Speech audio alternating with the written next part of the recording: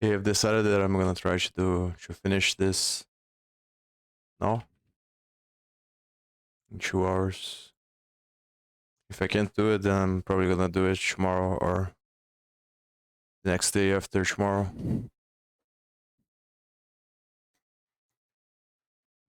So let's start the count. I suspect it'll probably take me more than 2 hours because the rest of the course is probably the hardest part. And yeah, the other parts went by pretty fast, but the next parts I think are gonna be harder. So let me close this stuff. Take a look at the program below. We have a void function named favorite animal and main with a few statements inside. When the program is compiled and executed, see animal will print, but animal won't. So where's see animal? Oh, it's maybe these are different functions. See a animal, this, but animal won't.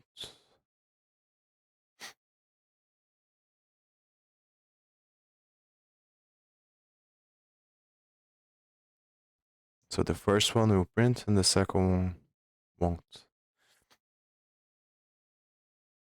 Why do you think that's the case? Scope is the region of code that can access or view a given element. Yeah, this part I think is very important. Variables defined in global scope are accessible throughout the program. Variables defined in the function have local scope and are only accessible inside the function. See animal is defined in global scope at the top of the program, outside of main. So it was declared here, outside of the main. So it's accessible. And animal was declared in this function, which is not contained on this, so the program can find the function. Because animal is only defined within favorite element and not returned, is not accessible to the rest of the program. If you run the code, you can print circuit knowledge right main without entering the passcode. So you can print this, which is here. Only people who enter the correct passcode should have access to that knowledge.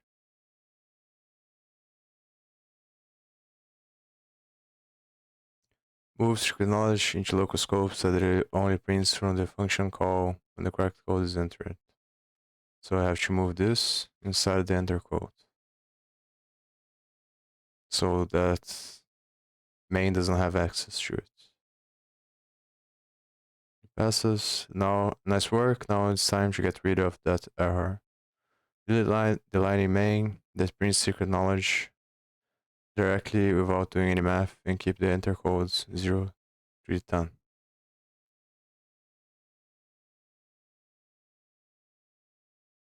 Okay, so it passes. Just calling the function and passing the code. And then it prints the message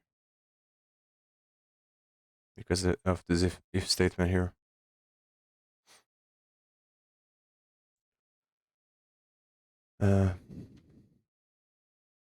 These are the topics that I have to study last time. Functional scope. The ones that I'm talking about now.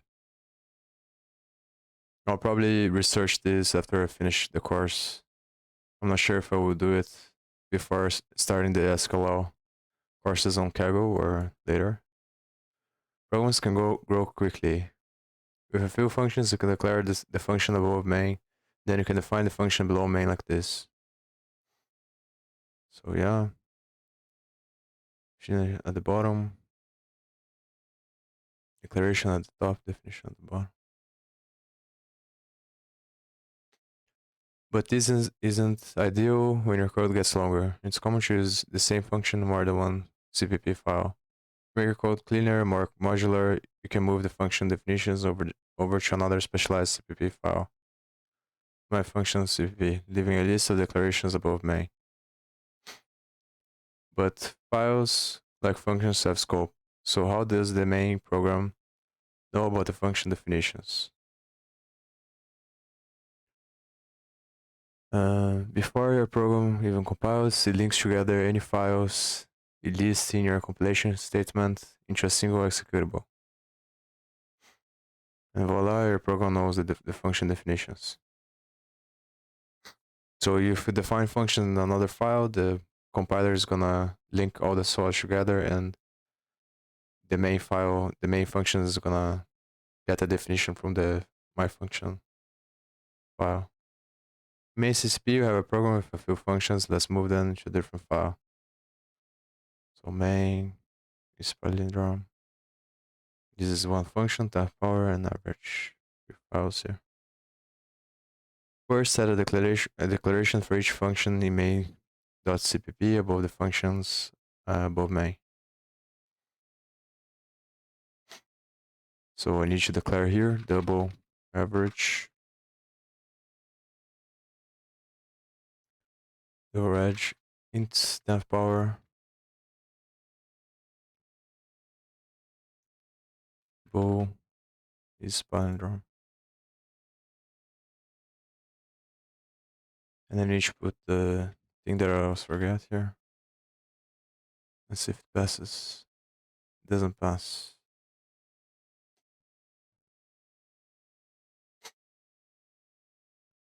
So maybe I need to put standard. I'm not really sure.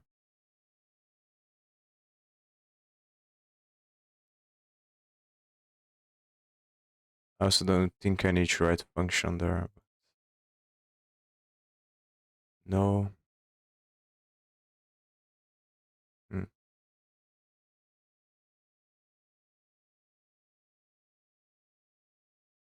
Int may.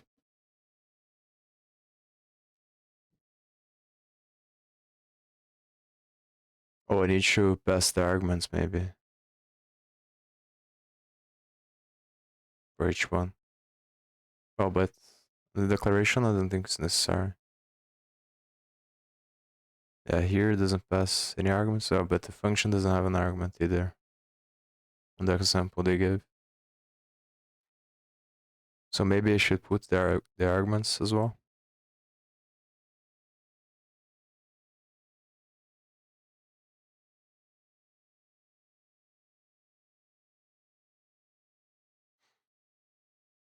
Yeah, now it works. So the arguments aren't necessary. I'll move all of the functions definitions over to my functions.cpp. So now I have to copy this, open this,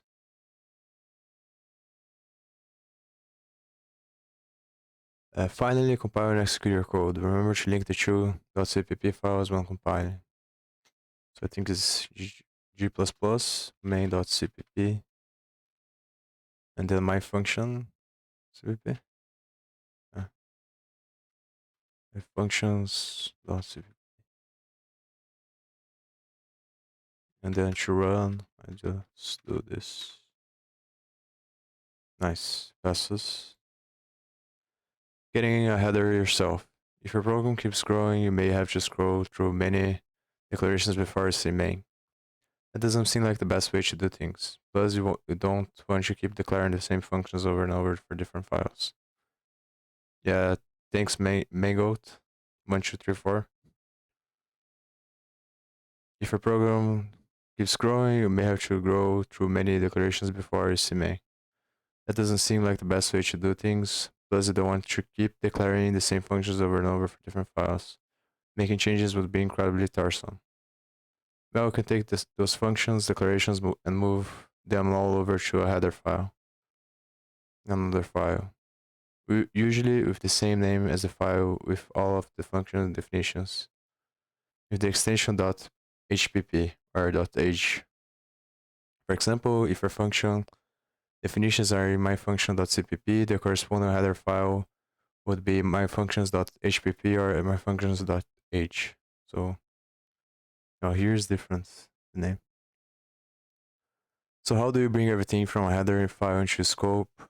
for another file. You just link the header in the compilation statement like you did with the second.cpp file. As it turns out, with headers, you can just add include myfunctions.hpp to the very top of main.cpp, which works pretty much like a library, I guess. Boom, this line pastes in everything from myfunctions.hpp. Now I have access to all of the function declarations you stored away in your header.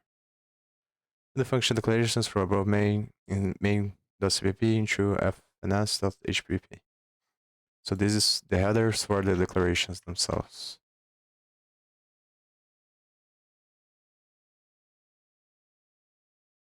So I have to move it here and then include fns.hpp. Maybe I need to type this. Now I think it's correct. Nice, passes. Did that work? No, why not? We forgot to include the header file in main.cpp, so I already did that. The include statement, the program doesn't know that any functions even exist, set include above main. Well, I did that. So why isn't passing? Maybe I have to run this.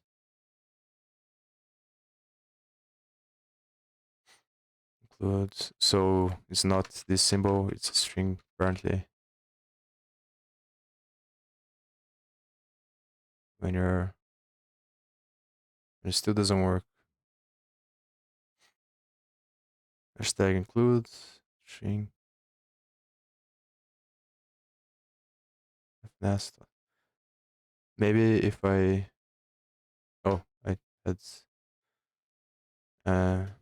I had the typo there, so now it works. Now compile and execute again. Remember to link the true.cpp files when compiling. Does it work? So compile and execute. So I think I have to compile all of them. Yes. And fns.cpp I think contains the functions. Yeah. So let's see if this works. String is not a member of std. Bool is palindrome string text. So it's giving me a mistake on this function.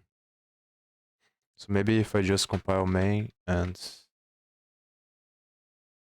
fns hpp.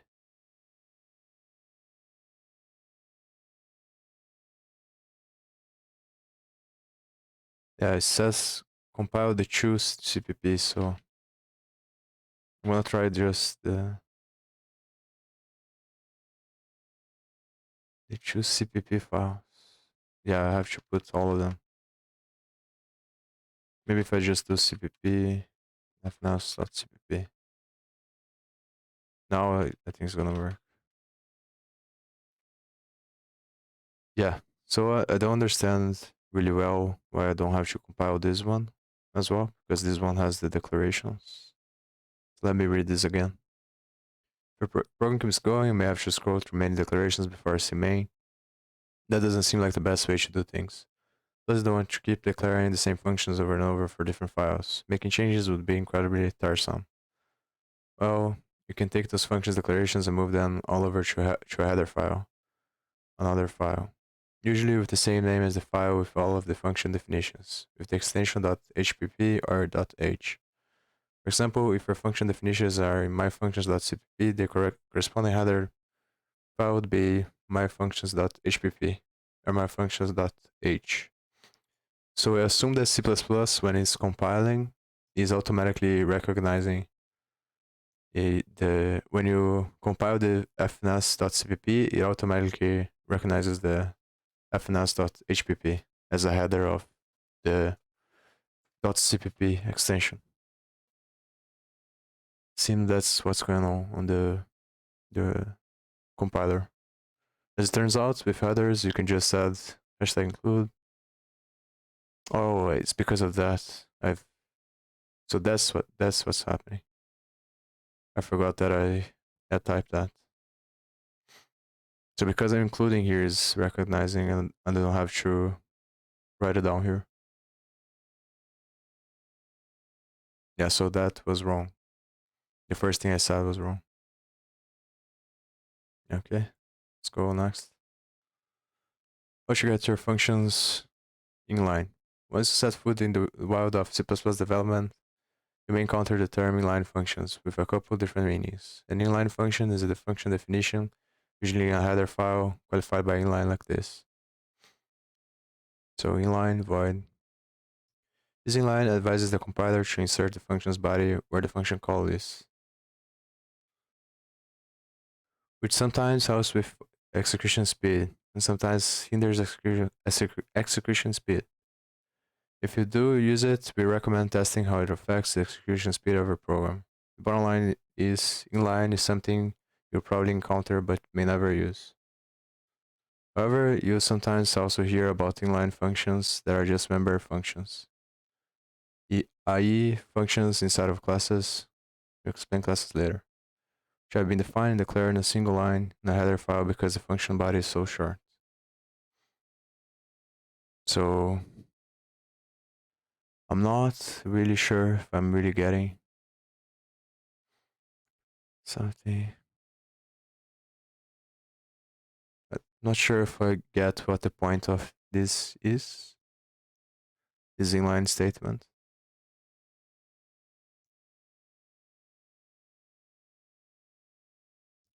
Please note that you should always add the inline keyword for inlining functions in a header, unless you are dealing with member functions, which are automatically inlined for you. Currently, the program is set up with goodnight declaration and definition split into night HPP and night.cpp respectively. So, two functions here, declarations here, then is including here. We'll try using the inline keyword and see how it affects the runtime of the function. We're using a library header called chrono that allows us to clock time milliseconds. Don't worry if you don't understand all of the syntax used for this. First, run your code as is. How many seconds did it take goodnight one to execute? So 0.24. Move the very short definition of goodnight one from night CPP over to night HPP, replacing the declaration. So I need to move this to night, replacing the declaration.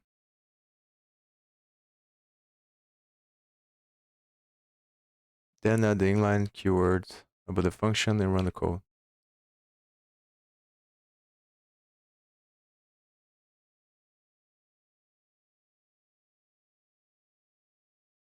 So I need to run this also.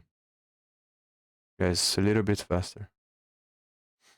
So as I think, from what I understand, I'm not really sure if that's how it works, but inline is when you want to declare a short function. You have a short function and you want to declare it in the header instead of the file you're using for a function declaration. So it runs a little bit faster. I'm not sure if that's the case. Default arguments. If you add a parameter to a function in C++, then an argument will be required when you call the function. What does required mean here? Well, you'll get an error. But what if 9 times out of 10, you know you use the same input value? It would be really annoying to have to enter the same value over and over again. To make your code more flexible for situations like this, you can add default arguments to your function declarations. Default arguments are values assigned to parameters when the function is declared and defined. Oh, so it does. I think I wrote down this question here somewhere. It is possible to pass default values, but I think I'll leave it here because it doesn't talk about this part that in Python, this is basically to allow people to pass a bunch of arguments that are not necessarily declared the function's parameter. It stands for arguments and keyword arguments. Default arguments are values assigned to parameters when the function is declared and defined. So declaration, definition. It doesn't have the value. Then if you leave the argument blank in your function call instead of an error, your function will run with the default value. Meanwhile, if you do have an argument to add, when you call the function, that argument will replace the default argument when your code executes. Either of these will work for the function we defined. Intro Mario. Yeah. Important, your computer cannot read your mind. It determines which argument corresponds with which parameter based on order. Parameters without the default arguments come first. This will work for add nums 3 because the computer knows 3 corresponds to num1.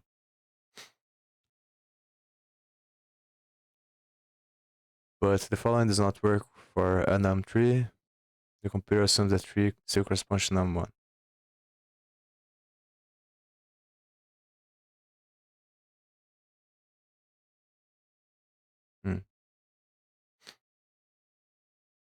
Because here,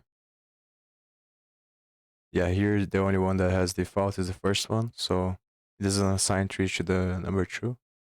It overrides the number 1 value with 3. And then it doesn't work because I'm not passing the value of num2.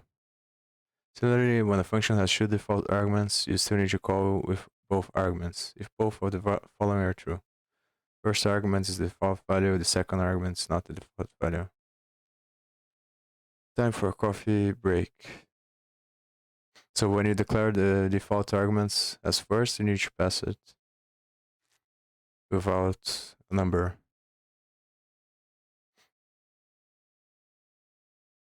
And as 2 default arguments, you still need to call with both arguments. First argument is the default value, is not the default value. Yeah, so you need to pass both arguments when you declare it like this. Time for a coffee break. You're automating coffee delivery system where people can order coffee black, coffee with milk, sugar, milk and sugar. It's a bunch of options, but most of the time people just want plain black coffee. You have a function make coffee built out, but it's not efficient for people to always enter that. To always then enter that they are not having milk or sugar. So what are you to do? Default arguments to the rescue. Add default arguments to false to the parameters of make coffee and coffee HPP. Coffee HPP.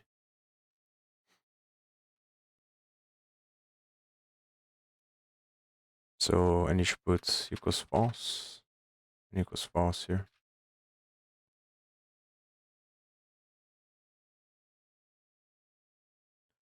Move any unnecessary false arguments from each function call in main. Now I need to remove all of them. Not all of them, just the false ones.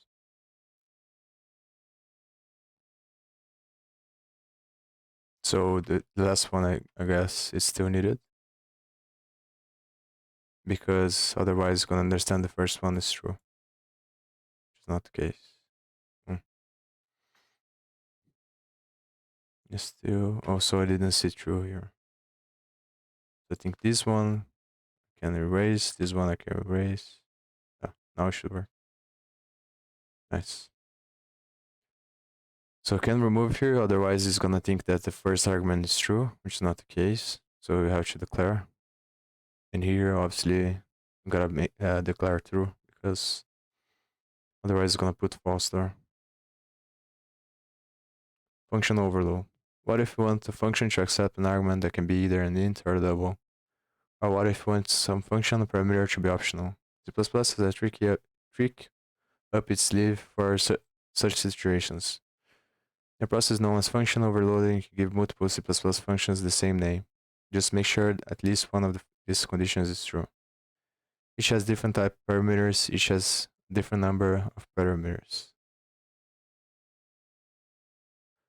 Overloading enables you to change the way a function behaves depending on what is passed in as an argument. So you can declare with the same name twice. as long as the arguments are different.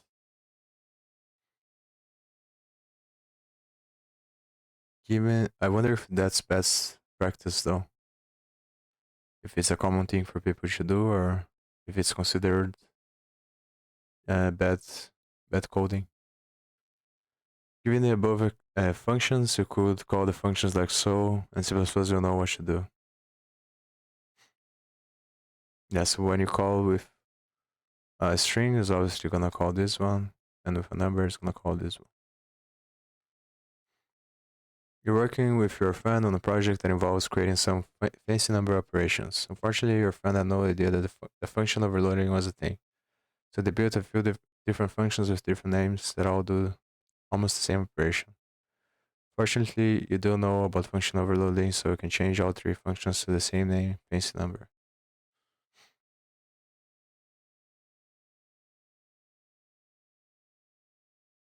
So they want me to change this. Change the function names in the follow places so that the fancy number is overloaded. So I shouldn't change here. Change all the other files. Because I need to change the declaration, not the... Well, but... Yeah, isn't... Yeah, I need to change in the three places, actually.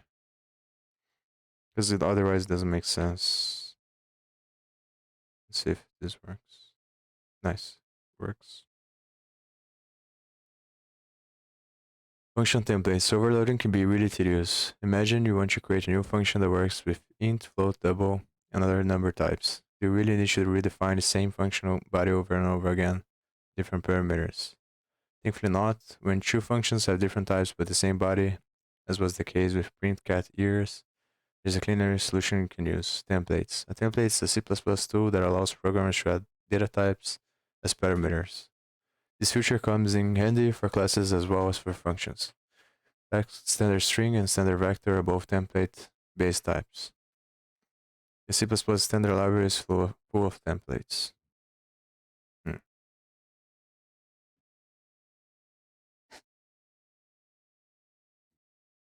Take a look at how function templates allow you to use less code to make more than one function. So I guess this kind of responds the star args and keywords point, which is pretty much their equivalent to templates. At least how I'm looking at it now. Might be the way, not a very good way to think about it, but yeah, that's what I got from that part there. How to build function templates. So how do we implement templates with actual code? Unlike regular functions, templates are entirely created in header files. Templates let us choose the type implementation right when you call the function. Type we choose may apply to the return type, a parameter type, or both. Here's how we could build a template for print cat ears so that the parameter type is flexible. So write template, then type name t. And then you can use the arguments, and I guess on the function declaration, but I'm not sure. You can call the function for int, char, standard string, or double.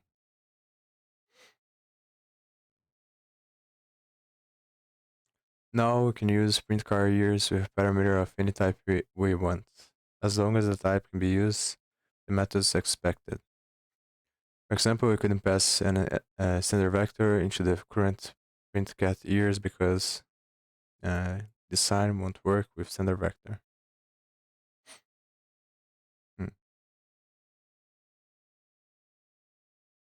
Note, using templates will slow down the program's compile time, speed up the execution time.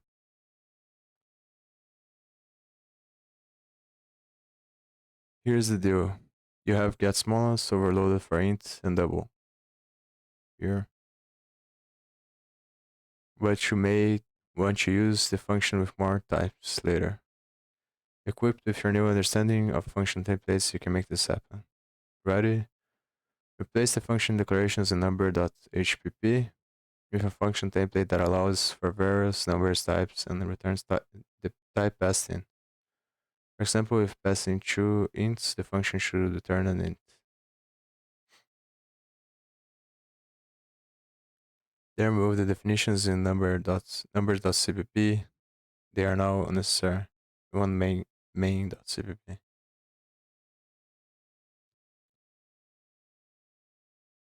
So I should remove this.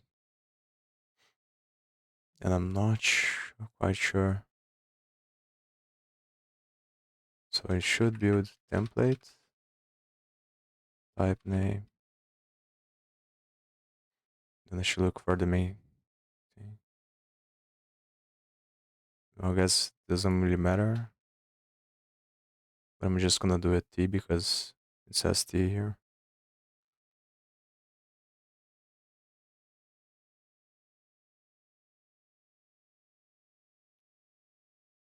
So now is the part that I don't really understand.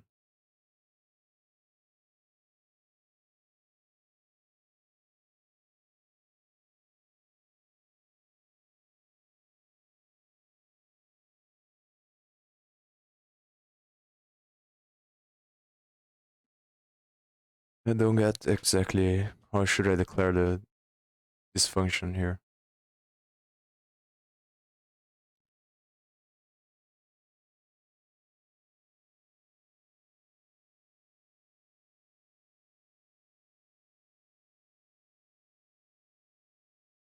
Maybe I should just do tnum1, tnum2. But then which one I'm gonna use to declare?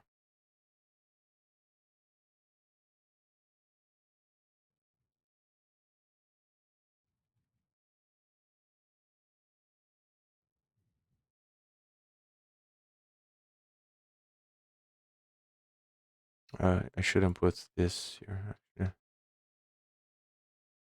Maybe that's what they want me to do.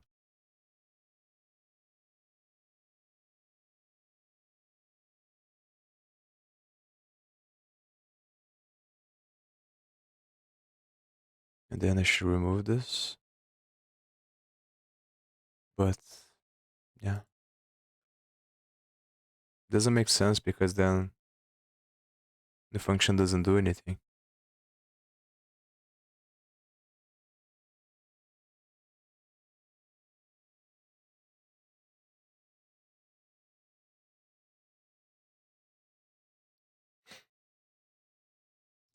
Place the function's declarations in number.hpp with a function template that allows for various number types and returns the type passed in.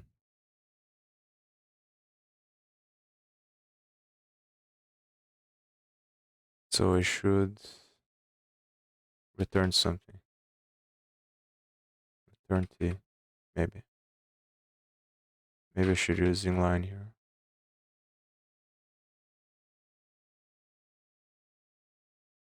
Then remove the definitions in numbers.cpp, which I did. And run main. Let's see if this works.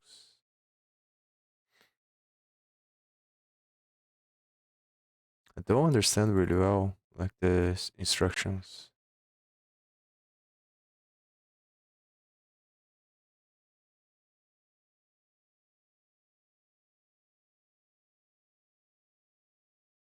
Expected binary. So maybe I should, but that doesn't make any sense as well.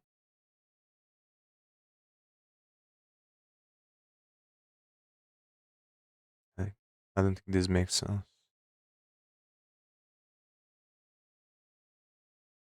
And because it's void, it shouldn't return anything. Void functions don't have return statements.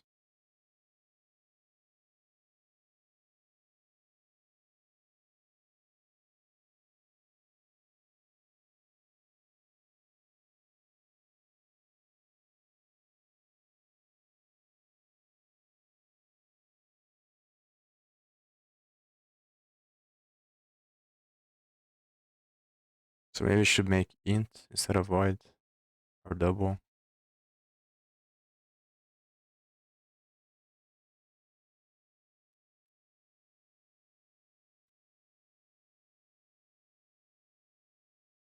But I also don't think this makes sense.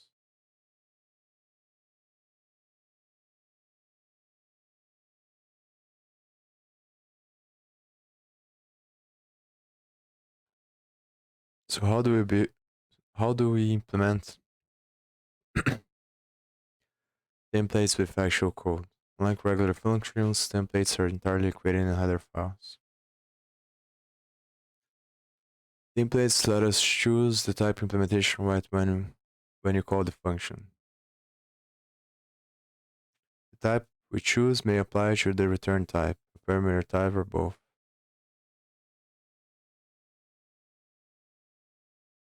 Here's how we could build the template print cars so that the parameter type is flexible.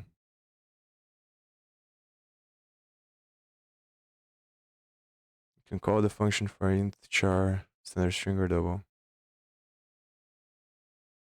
Now we can use print car get ears parameter of any type we want, as long as the type can be used with the methods expected.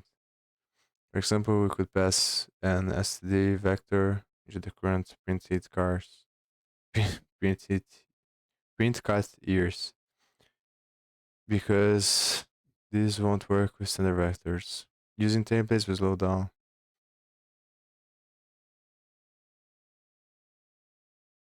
And these instructions are not very clear to me. Template.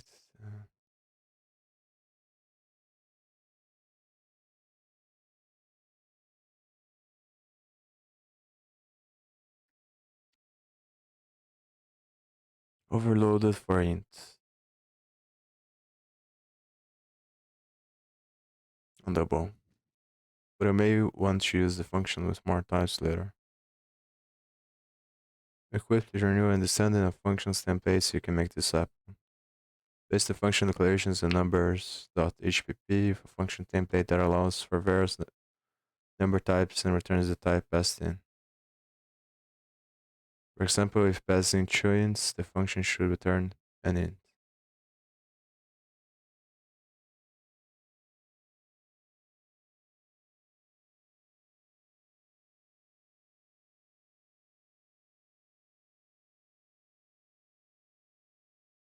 So num1, maybe. Does return t makes sense? Makes sense? Shouldn't it be return num1 or return num1 plus num2? But then you would need to likely set your return type to the generic type true. T gets smallest. Yeah, I don't really understand the instructions really well. I'm not sure if your text broke there, but T gets smallest. Oh, so you're saying I should put T here and not here. And then return num1.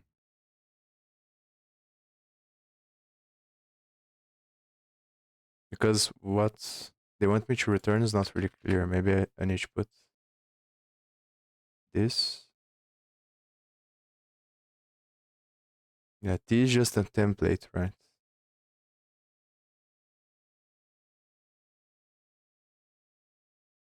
And why not return both numbers? Let me try this, sure.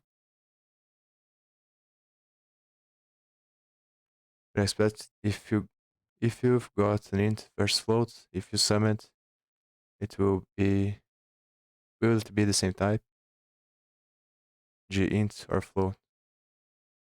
Can you sum int and float? I'm not really sure.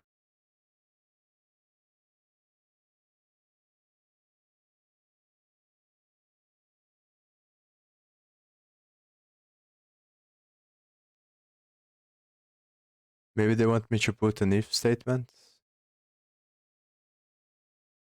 Hmm.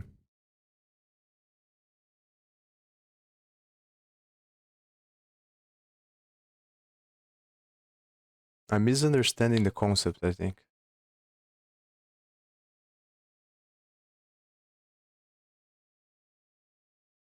Can you do bitwise on float and int? I don't even know what bitwise is, man. I'm not very experienced.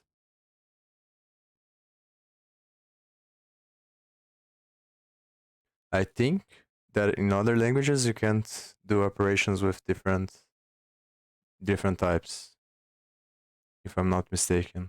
So I think if you have floats and ints, you can do it, but C++, I'm not sure. Replace the function declarations and numbers.hpp with a function template that allows for various numbers types. Remove the definitions around main. Is left shift. I don't know what left. You're talking about this symbol here. From what I understand, this assigns this value to this, whatever you want to call this, function, method. And left shift, I think you're talking about changing the binary structure.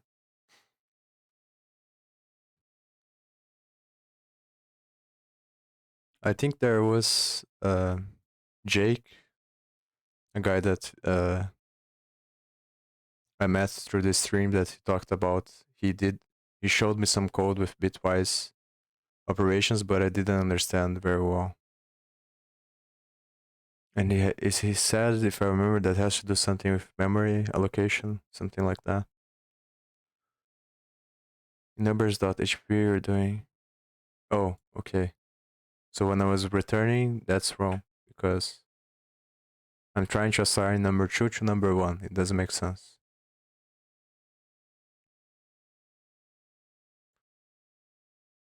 If a function develops various. So how can I return a type? That's what I don't understand. Because if t is the template for all the types that I want to get, then in my mind it makes sense that I should return t. But you're saying that I can't return t. So the next step is to return the numbers. Because whatever the numbers are, if it's a full, maybe I should do and instead. Like this. Let's see if this works. At least now it's giving me a true value. Because I think 1 is true. So it returns a boolean. And if I ever do it, t gets smallest.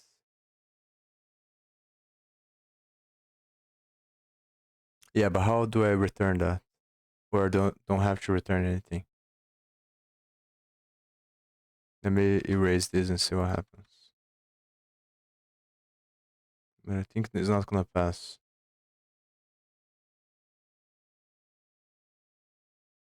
In the other exercise that I was doing previously, you had something to do with figuring out if a string is a reverse of the other string, and then I was testing a bunch of things, and it was printing 0 for false and 1 for boolean, 1 for yes, 1 for true.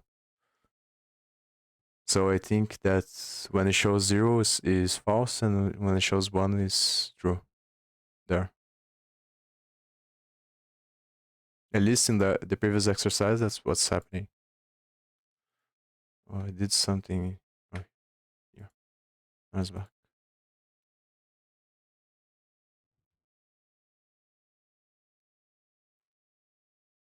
So when you call get smallest type, it's going to generate a new function for that type.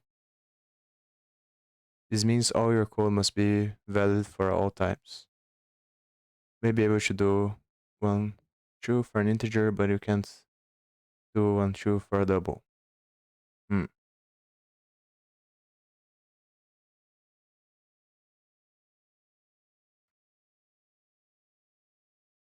Okay, but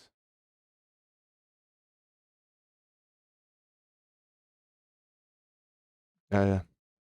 So maybe standard count here. Num1.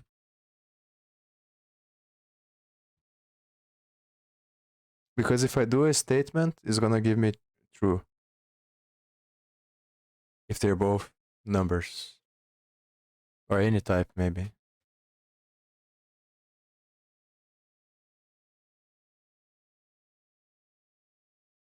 Oh, maybe I can do an if statement.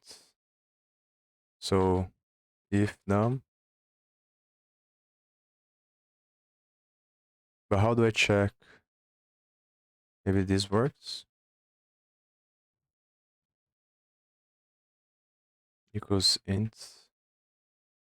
return int. I'll see if,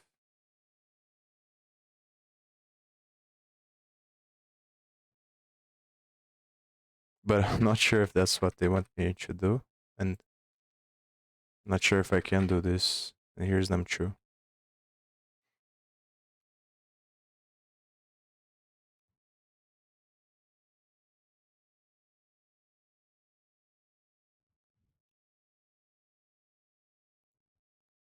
No, it doesn't work. Return num1 or return num2 will work. We're going to write standard calls, then is your return type void? I'm not sure.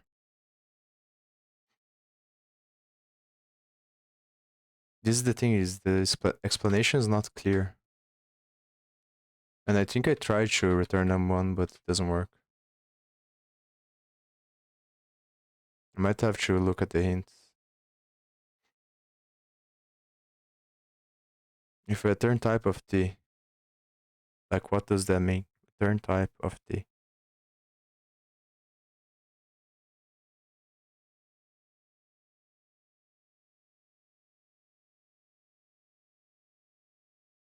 Maybe type name? Type name t?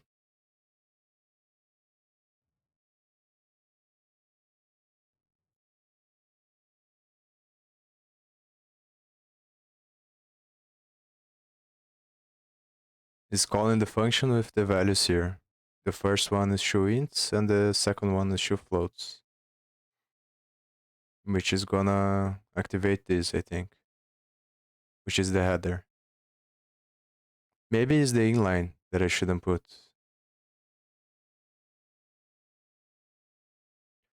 Should output it into standard out. Yeah.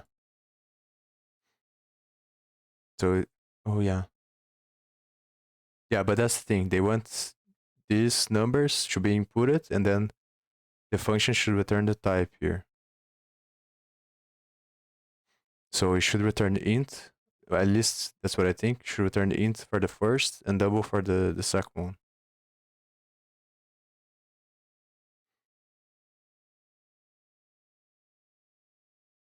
But those conditions don't work. If I do if and else if, doesn't work.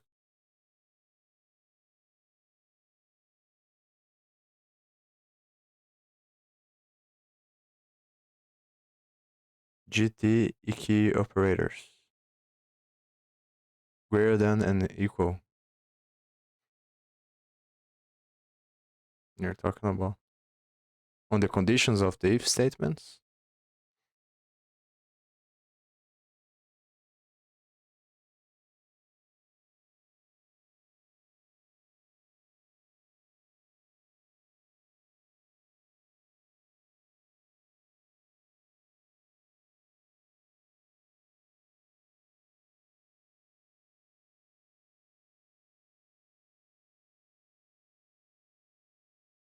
Let me return one here and see what happens.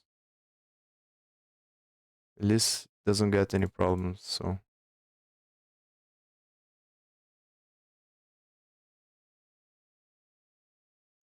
It's asking you to write a generic function, template function. Takes in two parameters of type t and returns the same type, t. It will return the value which is smaller of the two parameters.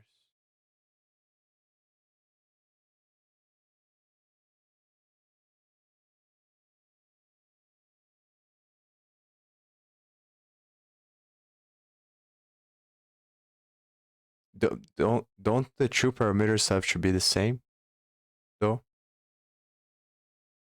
This is an integer. How would you write the logic to return the smaller value?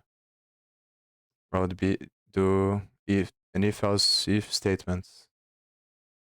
If num1 greater than num2, return num1. Else if num2 greater than num1. Okay.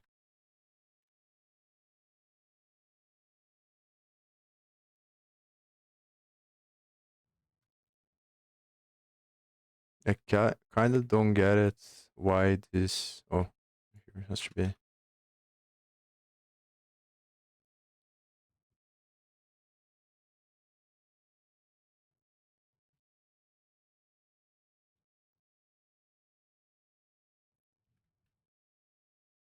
If it works, let's see.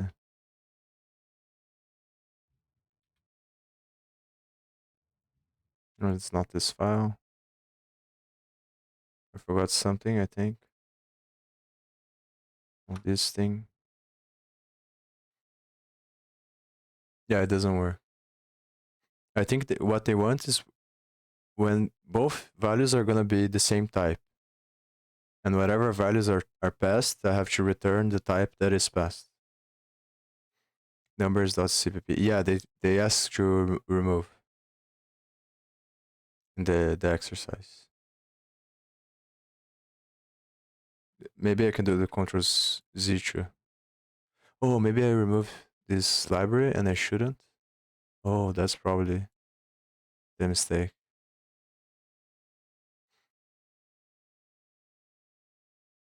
Let's see if it happens now. Yeah, but it still doesn't work. I think. So maybe if I try now, the other logic that I was doing might work. So cosint.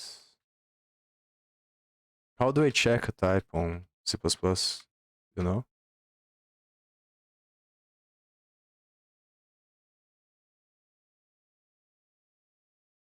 Maybe that's what I need to search.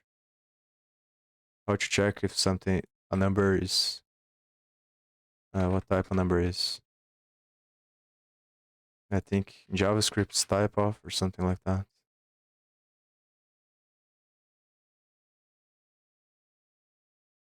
Yeah, it has else if here. It works like the else. Yeah, this is not the way that is done. I think I'm gonna search for how to get a type of a variable C++. Type ID. But they didn't talk about that, so I'm not sure if that's a hacky way to do it.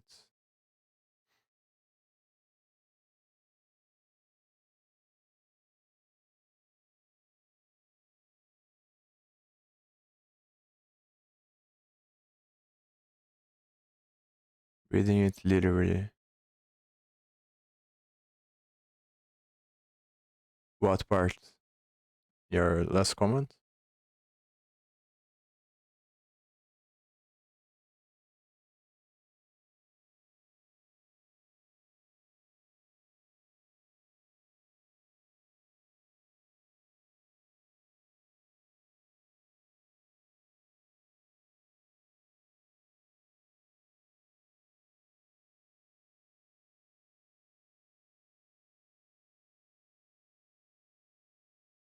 And how do I return just the type? Just type?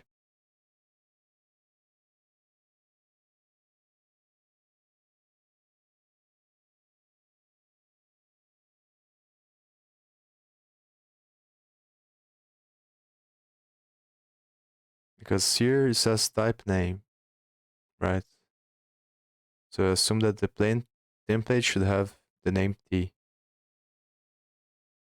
But if I return T, it doesn't work.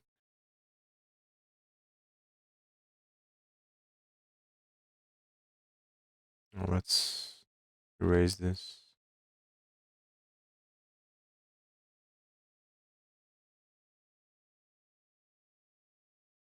Yeah. And if I put T here, it doesn't work as well.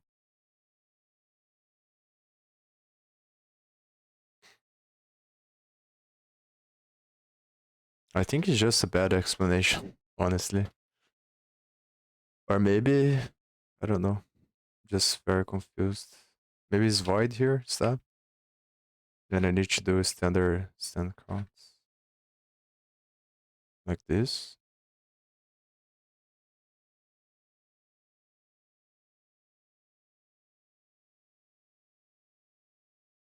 I think I'm gonna look at the hint. I'm probably not gonna be able to figure it out.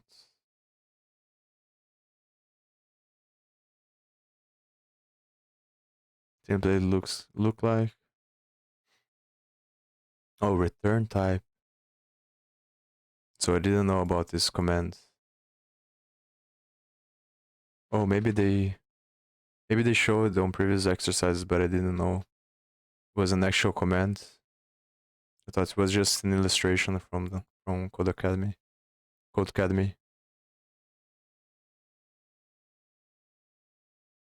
So I don't have to do the function. I have to do return type and then function.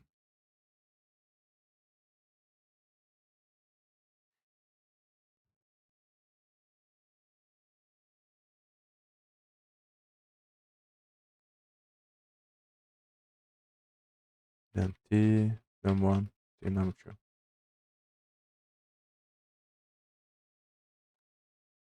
But it still says that I need to do something. If the template's return type is flexible or depends on the implementation, it can be type T like this. Oh, so it can be T there.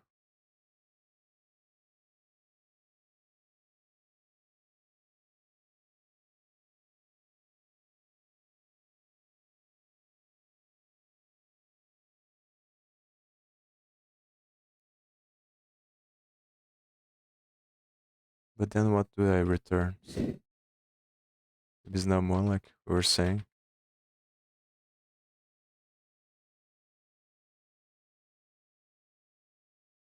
It passes now? Yes. So what I was doing wrong then? Let's put inline here.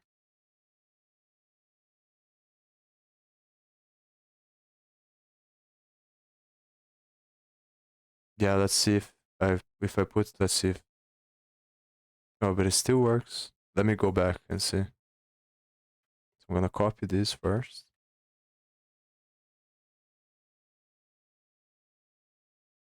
That's weird.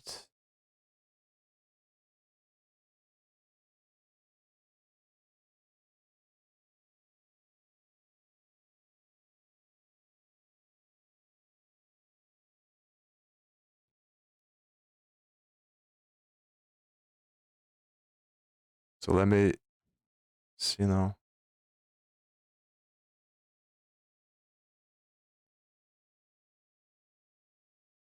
Oh, no.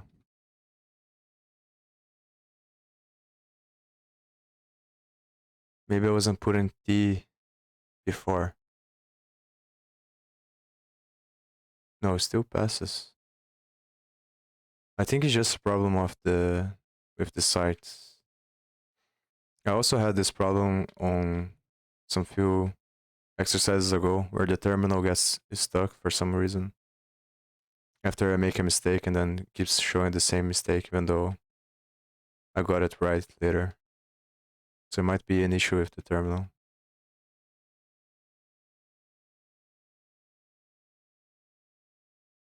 But I kind of don't understand why I can only return one number if they both have to be the same type.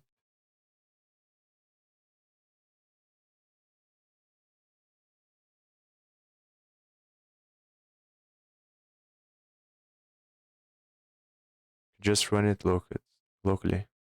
Remove the inline. How do I do that? With Studio, Visual Studio?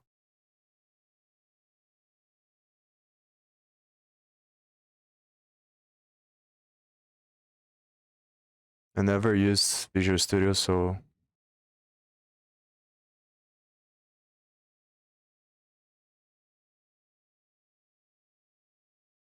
I remember I did the thing there some point. Yeah, here. Let's see now if it works.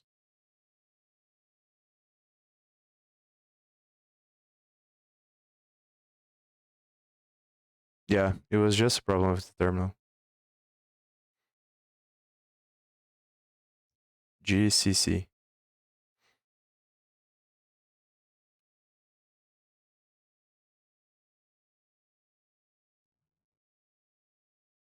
Doesn't the IDE works as well? Visual Studio? They probably have a compiler inside. But I'm not using it because I have no clue how to use it yet. I have to study, watch a bunch of videos.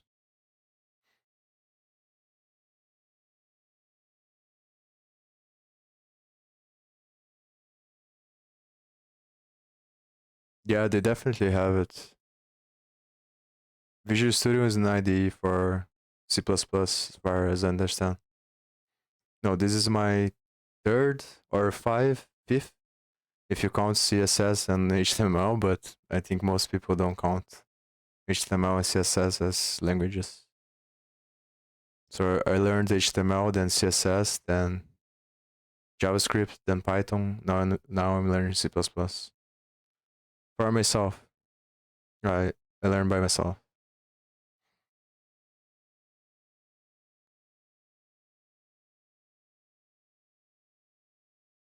I'm basically interested in artificial intelligence. So I'm gonna try. Hopefully, I'll be able to build my own library with C++. Uh, maybe, not necessarily. I want to make money, obviously. So, yeah, make my own projects. And then if the opportunity to get a job, also get a job. But my main concern is self-destruction because of exponential attack. So that's my main goal, you can say, long term. Long or short term, depending on what you think is gonna happen, which nobody probably knows, but the Google guy, I think he's the director, I forgot his name, is saying that in 8 years we'll have an artificial intelligence that is more intelligent than any human being on the planet. And I think that from a bunch of other podcasts and other people that I listen to, and their ideas, I think we're not prepared because we don't have the wisdom to contain the technology. So I think we need to build tools that increases our chances of survival. But it's kind of like an impossible goal. Like it's very difficult and challenging, but I think it's better to have that goal than not to because I don't know.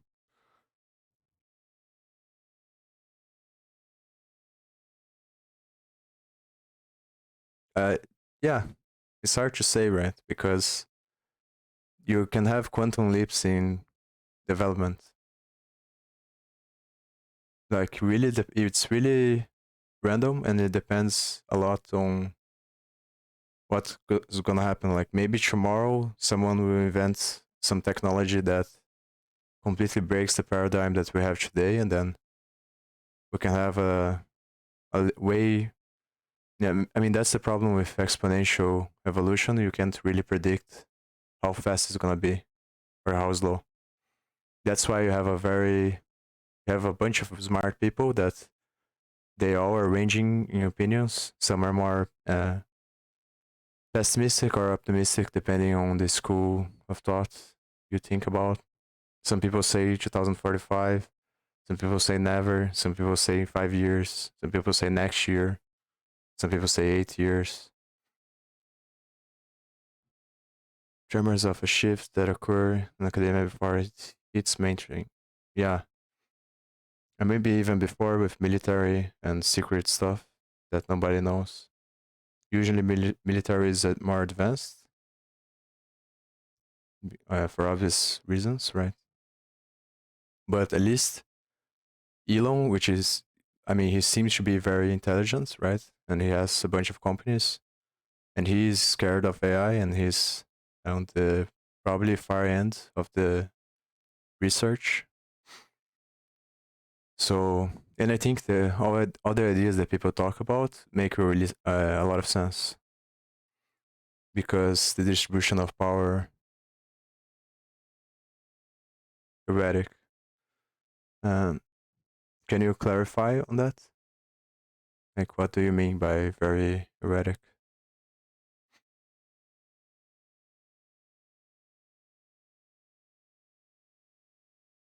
I think a good example of the problems is Facebook and social media.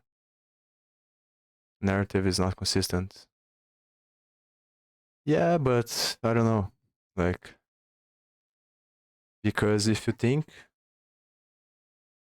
you're someone that is always reflecting on life, your opinions are going to change a lot, right? Because you're constantly questioning your own reality and worldview. Like, maybe not a lot, but you deviate from what you thought before. And I think, like, even though I probably not don't agree with everything he thinks or says, I think that I can't dismiss the way that he thinks, especially given his track record of results, whether you like him or not. And you can say that obviously he doesn't do all the work. Probably most people do the work for him and he takes all the credit because he runs giant corporations with a bunch of smart people and he attracts that people through his image.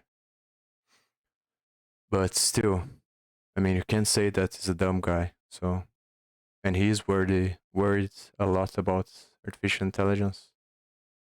And I think from a logical standpoint, if you look at Facebook and social media, the way that it's happening is they are maximizing engagement, which is polarization, and then leads to anger and tribalism and echo chambers. And we really don't understand the consequences of technological advancement until it happens. And this has always been the case, but the issue is that the bigger the flow of information and the faster the innovation of technology becomes, the more delicate the balance between regulation and expansion has to be in order to keep the system stable.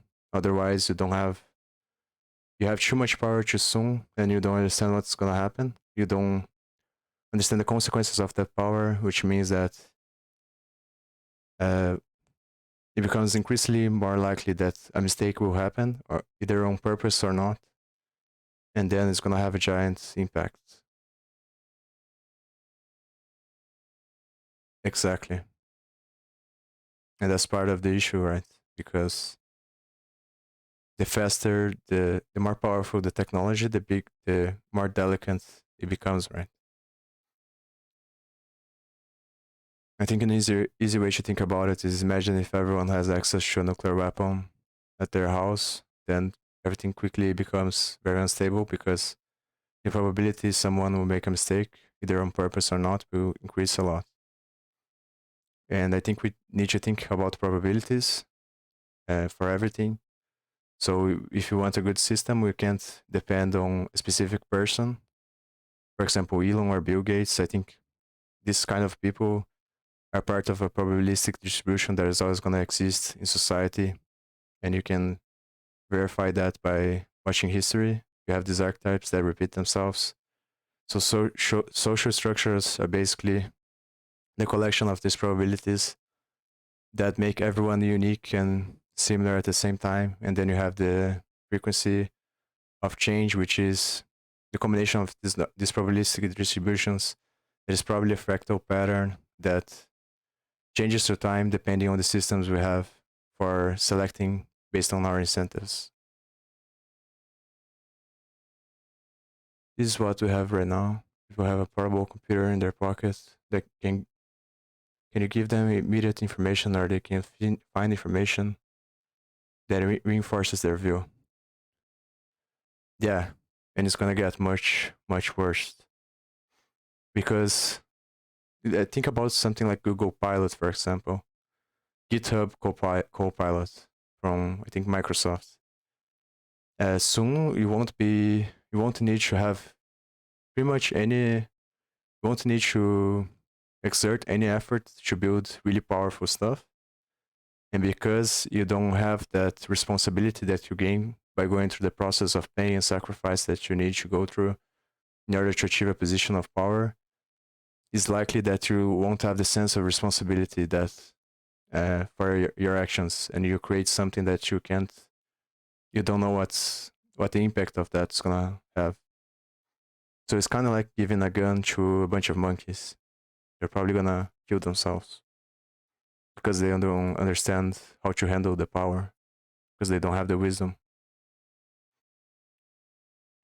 And the way that I like to think about it now, after learning a little bit about artificial intelligence, is that our limbic system is overfitted to nature, which means that we can adapt to new information very well, but our prefrontal cortex creates a new reality faster than we can adapt through the exponential evolution of abstraction to the collective consciousness. Regulating it isn't the answer. I think education and critical thinking is. Hmm.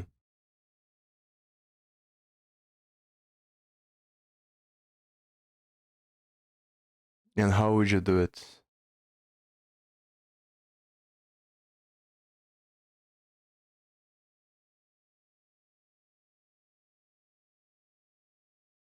Education and critical thinking is.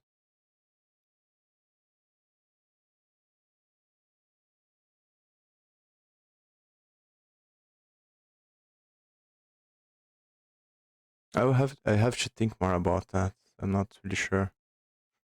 The way that I think about it is regulation is expansion in innovation, because in every perception you have symmetry, and you can't have the symmetry if you don't have both sides. So left only exists in relationship to right, and you can't have right without left, and you can't have left without right. So the discussion is more about what is the balance, the correct Nash equilibrium of the distribution that will reach harmonic balance in the biggest span of time in relationship to all the reference frames that make up the geometry of the system you're trying to preserve. That makes sense. Constantly reinforce it. Reward people for independent thinking. Oh, that's an amazing thing, but only if you understand its limitation and potential issues.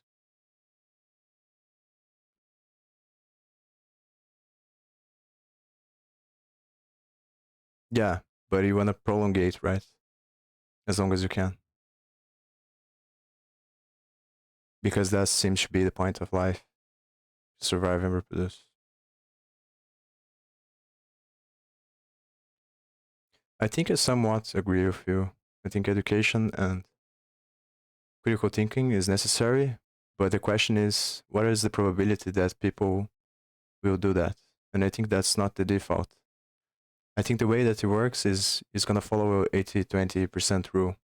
20% of people develop critical thinking and become leaders, and 80% followers. And that's the nature of social structures. And then depending on the regulation systems, well, you have gonna have probabilistic and logarithmic distributions that determine the personality profiles of people, which each of them is gonna have a combination of those, and then inside of any group you're gonna have tribes that are constantly being affected by these forces that will make the 80-20 rule if there's no regulation, and based on different systems on the way that we decide to place incentives. Yeah, I think it's because of the mutation from solar radiation, right? It's gonna be either a bell curve, or I think height is logarithmic. And I can't say that word really well. But it's basically log. Yeah. Log is easier to say.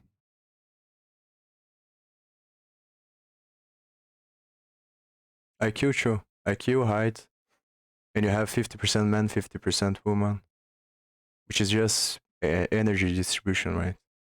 I think it's like the electromagnetic field. The same way that the electromagnetic field works is the way that social structures work because everything is connected. And everything works in a fractal way because the bottom line is infinity. So everything is a loop, infinite loop that is interconnected with everything else.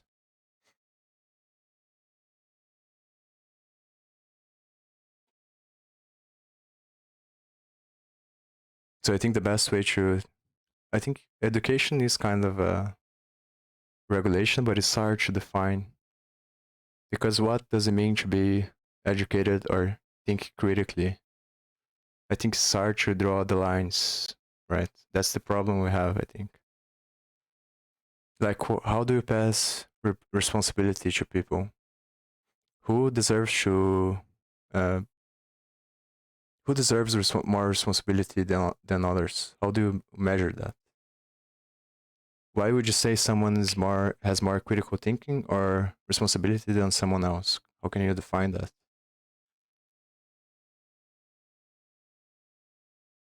No, I'm Brazilian, so Portuguese is my first language.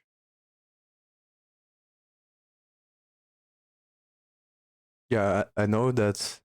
I think people are turned off by this, but yeah, this is one of the reasons why I'm streaming. So, and it's my goal, so I have to talk about it, even though it's completely off topic from development and coding. Because I think I'll turn off a bunch of people, and then I'll attract the few people that are also interested in working towards the solutions. Because we don't have any other options. Like, what are we gonna do? Oh, thank you.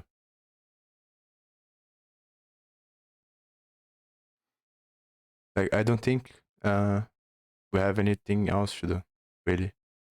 So obviously, I need to make money, just like everyone else. But at the same time, we know that this is gonna happen eventually. It can be 50 years, it can be 10 years, it can be 100 years, but eventually it's gonna happen, and we're gonna have to decide how we're gonna deal with that. And I think it's a very clear. Like, it seems that I think we have to find the middle way, but it seems like there's no middle way. We either succeed or we don't. And if we don't, it's gonna suck. And if we do, it's gonna be really amazing. Because all the problems are solved as a consequence of that. Like climate change or space exploration or everything. I think the issue is not really that. I'm not concerned about a really intelligent being because I think that the more intelligent you are, the more wisdom is required to contain the intelligence. So a really intelligent being won't need to control or try to exploit others because it will find a more intelligent way to get resources for itself. And it won't have this scarcity mindset and tribalism thinking of trying to be bigger than the others or better than the others because it doesn't need to. So I think the biggest problem and the biggest risk is this transition between monkeys and really intelligent systems that think like God pretty much. Because if you have a bunch of monkeys in control of God, then it's obviously gonna end really poorly because we just don't know how to handle the power. And I think the default state is the authoritarian government with the acquisition of a bunch of data. There's going to be the tendency to put people in boxes and to regulate everything because you want to make the system safe, right? So in pro of safety, you're going to classify everyone and then you're going to have a vicious cycle from the people that are controlling the system because they're biased and they don't realize they're biased. And the reason they're biased is because of the limbic system, because they want to control everything to survive. But they can't see how everything is connected with themselves.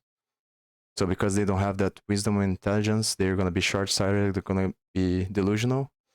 And the more power they have, the bigger these vicious cycles become, which is basically what happened to Hitler. And then eventually it's going to self-destruct, I think. Because it will be written by us and we will have unconscious bias written into it. Or worse, there will be emergent biases. Exactly. That's what I think is more likely to happen. But maybe we can get lucky, and as the system has developed its biases, it can correct itself because it realizes that the biases are stupid, and it learns throughout that. And if we manage to design it right in the beginning, then I think it can evolve without destroying everything, if that makes sense. But the challenge is how can we do that, right? And I'm not sure.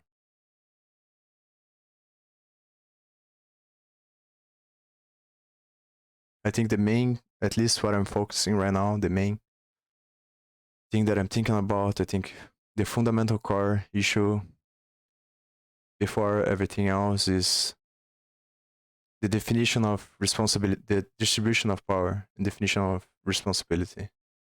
How we decide who gets to do what, because that's the biggest problem we have. Because the regulations get into this vicious cycle, like governments. The default state of the government is corruption, because that's what this limbic system wants to do. So if the agent that is doing the regulation, the laws, is gonna have the default bias to corruption, we can't regulate properly, and we also can't have static regulations because the system evolves. So at the same time that it has to be something flexible that creates regulations on the fly, it can't be caught up on the self-reinforcing loop of corruption, which makes me think that it has to be a network somehow. But I don't think crypto is the answer because crypto is going to be biased towards computation, which doesn't change the fundamental problem, which I think is the market economy. Because the market economy places importance on the consumer, and the consumer is the limbic system of the collective consciousness. Yeah, right. Everybody's a saint over here. And everyone else around the world is true. So in my mind, the main problem is the markets, and I think we find a system that is better than markets for resource allocation. You might be not is not gonna solve everything, but it might be the best shot to increase the probability the highest percent.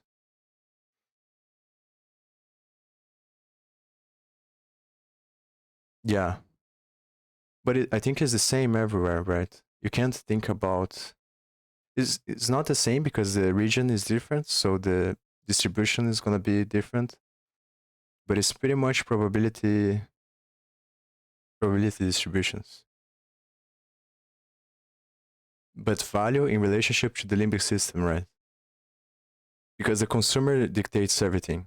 Whoever captures the attention of consumers dominates the markets.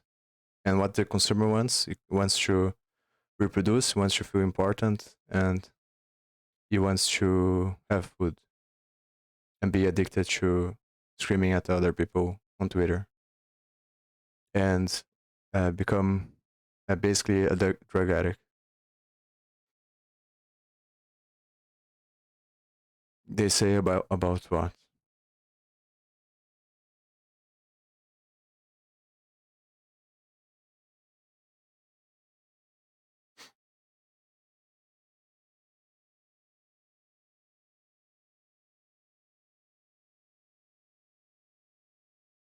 About consumers?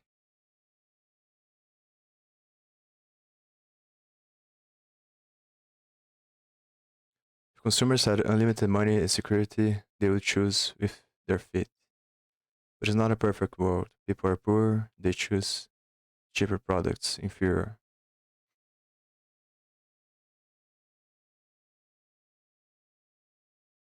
Hmm.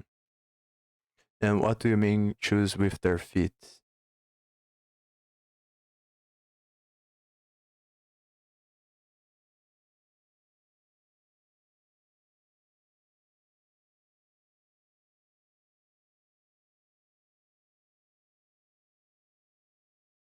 I think I think you have a point. I think like but that's the thing. It's all about probability, right? So I think even though people know these things are bad, because the probability is 80-20, uh, the artificial intelligence is going to find a way to exploit that. Because eventually people, like, it's very rare to have someone that can have the conscientiousness to work really hard all the time. Most people will deviate sooner or later.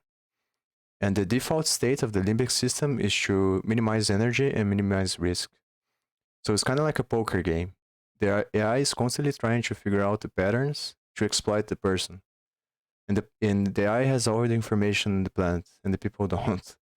So eventually, the people are gonna lose. And even if a few people are able to decide, like, well, I'm not gonna look at my phone all the time, and I'm not gonna eat this kind of stuff, the probability is gonna dictate what's gonna happen in the system. If consumers have, they would choose. Yeah. That's just one example. The market isn't dictated by the consumer. Is what I'm saying. Vote with their feet, is I saying. They go elsewhere, buy another product. But the delay response is the important part, right? We are already exploiting the market well, but we are exploiting it to our benefits. I think the NI could exploit the market better and find better solutions to most problems, but it won't be in general intelligence. But this is not a general AI solution. Yeah.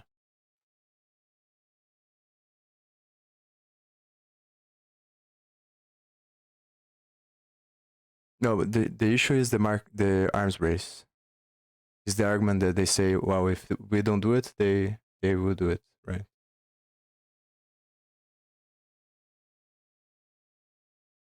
These AI models are made by us, so they will be designed to exploit the market to benefit ourselves. But who uses ourselves, right? Like, are we really benefiting ourselves by killing each other over land and control?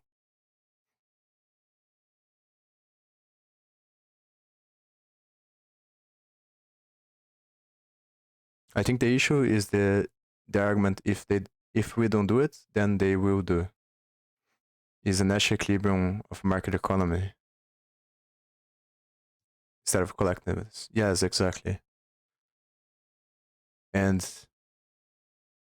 I think that that's just the as exemplification.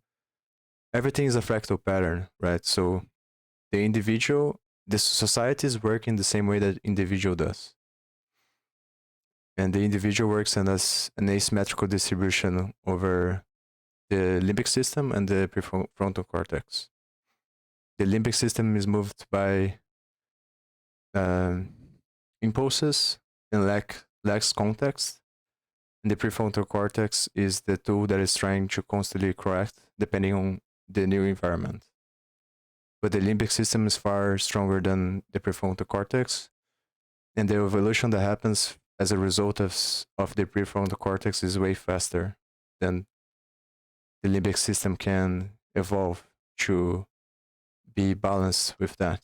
So the limbic system overfits the data of the universe. Think about government, democracy, and each appeal to the population to get re-elected. So you're going to do what is good for you, for voters. Maybe not what's good for everyone. Or you may do what's best for your donors instead of your constitutions. Well, I think that politics is lower in the scale of influence of power than money is. Because it really doesn't matter who you vote for or who gets elected. They won't be able to do shit because of the politics that goes on, the senators and all the other stuff.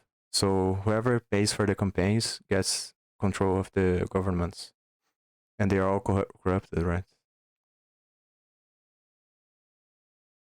Yeah, might be. This is just my opinion, also. Like, I don't certainly don't have all the answers. I'm probably wrong a bunch of stuff I'm saying here. It's just what I think about it. It's probably wrong. Anyway. But which country do you think that is different? Do you have any suggestions to for me to study on this topic to try to become better and try to think about solutions?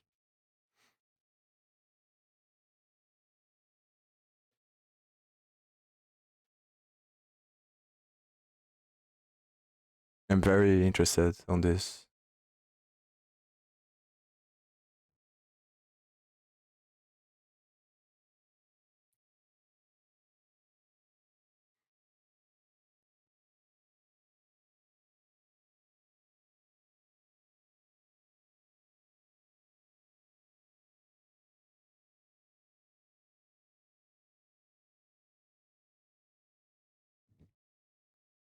Try and look at the extreme ends.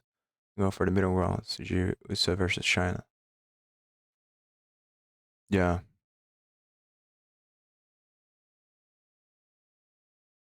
I'm not really sure what's going on with China. Like, people talk about social credit score, but the issue is that it's hard to make sense as well of things. That's another big problem because science gets corrupted by money as well, and everybody has a different agenda, so everybody's throwing a bunch of stuff around, even either on purpose or not, because they're being influenced by the AI of recommendation systems and social media platforms.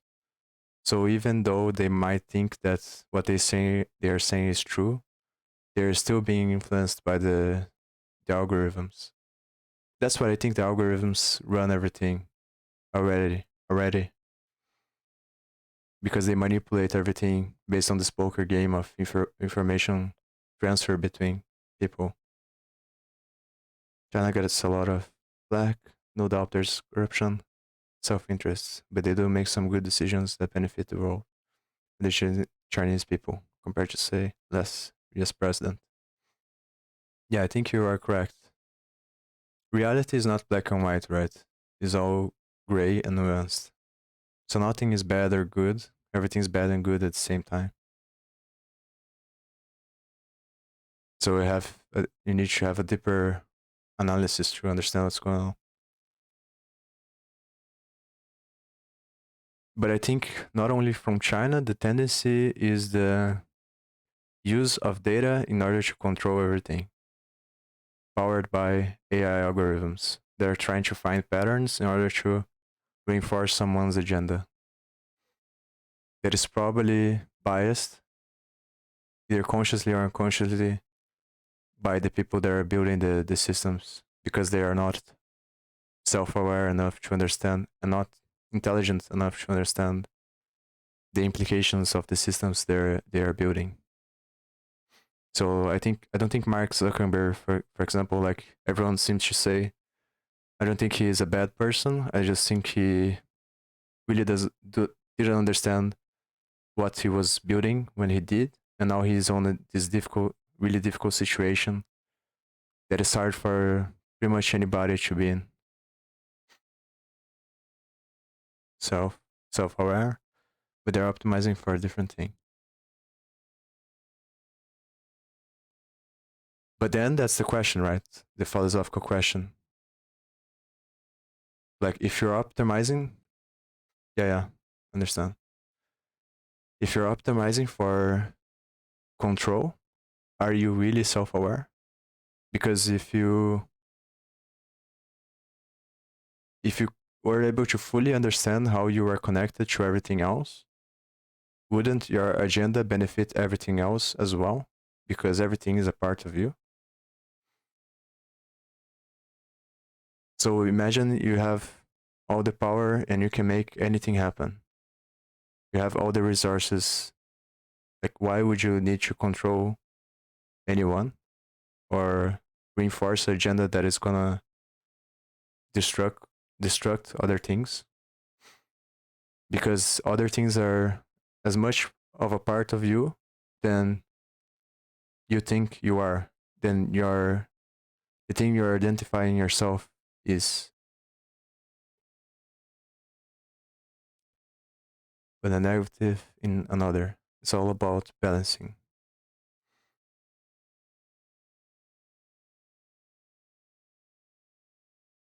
Hmm. So how do you define the boundary between yourself and other things?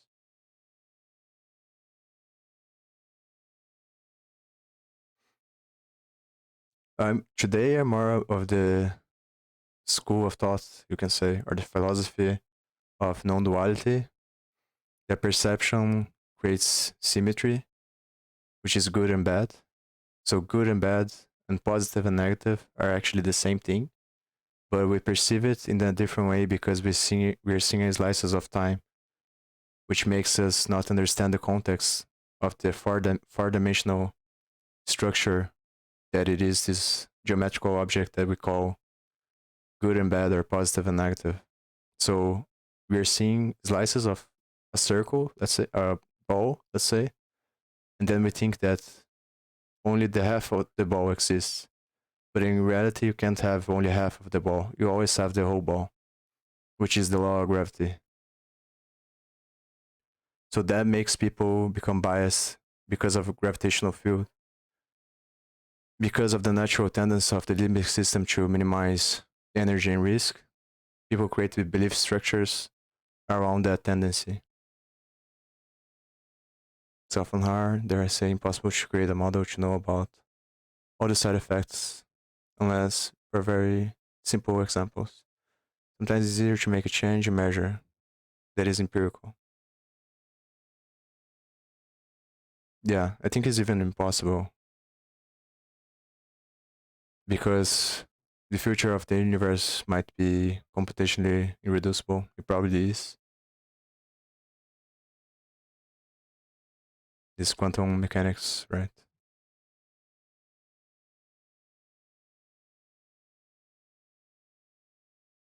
But at least now I do think everything is connected because you can't have separation.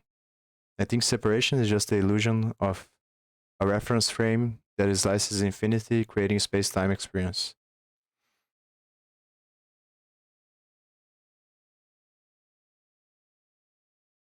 Recto ad absurdum.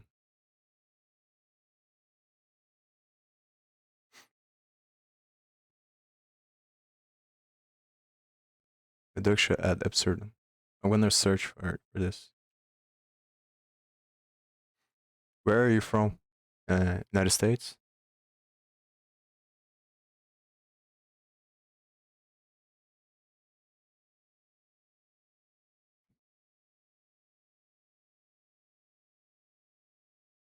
Establish a claim by showing that the opposite scenario would lead to absurdity or contradiction. It been used to disprove a statement by showing that it would inevitably lead to a ridiculous, absurd, or impractical conclusion, or to prove a statement by showing that if it were false, then the result would be absurd or impossible. Traced back to classical Greek philosophy, in Aristotle's prior analytics, this technique has been used throughout history in both formal mathematical and philosophical reasoning, as well as in debate. The absurd conclusion of a reductio ad absurdum argument can take a range of forms, as this example shows. Therefore cannot be flat, otherwise we would find people falling off at the edge. Yeah, I'm gonna need some time to really understand this concept. United Kingdom.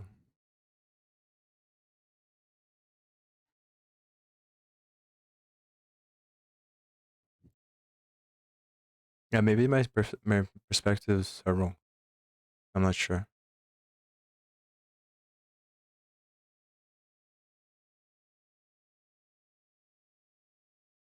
The way of thinking, what it is, but you need to be careful, as otherwise it reduces to absurdity. Can can you give me an example of a deviation? I think I understand what you mean. But usually new thoughts or ideas take a little bit of time to absorb. So I'm not really sure if I fully understand this concept. I might have to think about it a little bit more. Even if advantages and disadvantages is subjective matters of view, how do you then make a decision? It's in the realms of philosophy. Would argue the best solution is to do nothing. I think the way you found a decision is by measuring the distance between incentives, between the natural state. So you have to study probability. Because if you know what's more, it's basically the scientific paradigm, but you have to be careful because of the epistemology of science. So you make measurements, you create databases, and based on these probabilities, you are able to see the geometrical structure of things and how they relate to each other. And then you do physical calculations to find the natural equilibrium of the system based on the measurements you are making, which is basically mathematics applied, which is physics, which is the logic of human beings. But the obvious issue with that is that logic comes after experience. So the connections you're making are already a consequence of what's happening, which means you can't prove that the cause is really what you think about. So you can't prove the law of gravity because it goes beyond the boundaries of logic itself and knowledge itself. Because knowledge is already a limitation of infinity. Equilibrium, then there is entropy, there is chaos. But can you have chaos without stability? What is chaos? Is a definition in relationship to the contrast of predictability.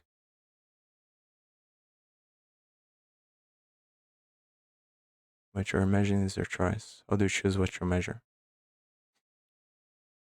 Good question. That's where the bias is coming, right? That's why you need to have different perspectives. But yeah, I'm not sure. It's a hard question to answer. It goes back to the hard problem of consciousness, right? Like, how do you know? Yeah, it's fine. How do you know what came first, the observer or what's being observed? And the question I have is, how do you know what a measurement is? When does a measurement happen? When it enters someone's consciousness? Like, what is someone? Is an identity? Is a place? It's hard to say. I think I'm gonna keep doing this if you're gone. And when you come back, we can keep talking about it. If you want, of course. If you learn, if you've learned quite a bit, you now know a bit about how scope works for functions and files, as well as how to make functions more flexible for different use cases. Scope is the region of code that has access to an element. Globally scoped variables are accessible everywhere. A variable created inside a function has local scope and can be accessed outside the function. C++ functions are usually split to make code more modular. Declarations in a header file, a definition in another CPP file. Programs with multiple CPPs file need to be linked at compile time. Header files must be included in the file with main. You can define a function inline using the inline keyword, which may or may not improve execution speed. Default arguments can be added to function declarations so that you can call the function without including those arguments. You can overload C++ functions so that they handle different types and input and return different types. Function template enables a function to behave the same with different types of parameters. We provided you with 3 files to play around with functions. You can also click on the folder icon and create more files or rename these ones. Have some fun with functions. So it's pretty much telling me to create functions. I think I'm gonna skip that because I already spent. I'm probably gonna study a lot C++ anyway, and look at these things. So maybe I should be getting the practice now, but I think I'm gonna skip. Sorry, we're working on best fixes. Gotta try following, pushing the page. Hopefully it works.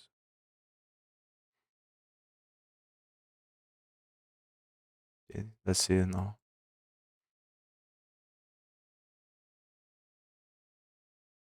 So now is a video about classes Hey, and my name is objects. Mike. I'm a developer from Philadelphia, and in this video, I'm going to give you an introduction into object-oriented programming by answering the question, what are classes and objects?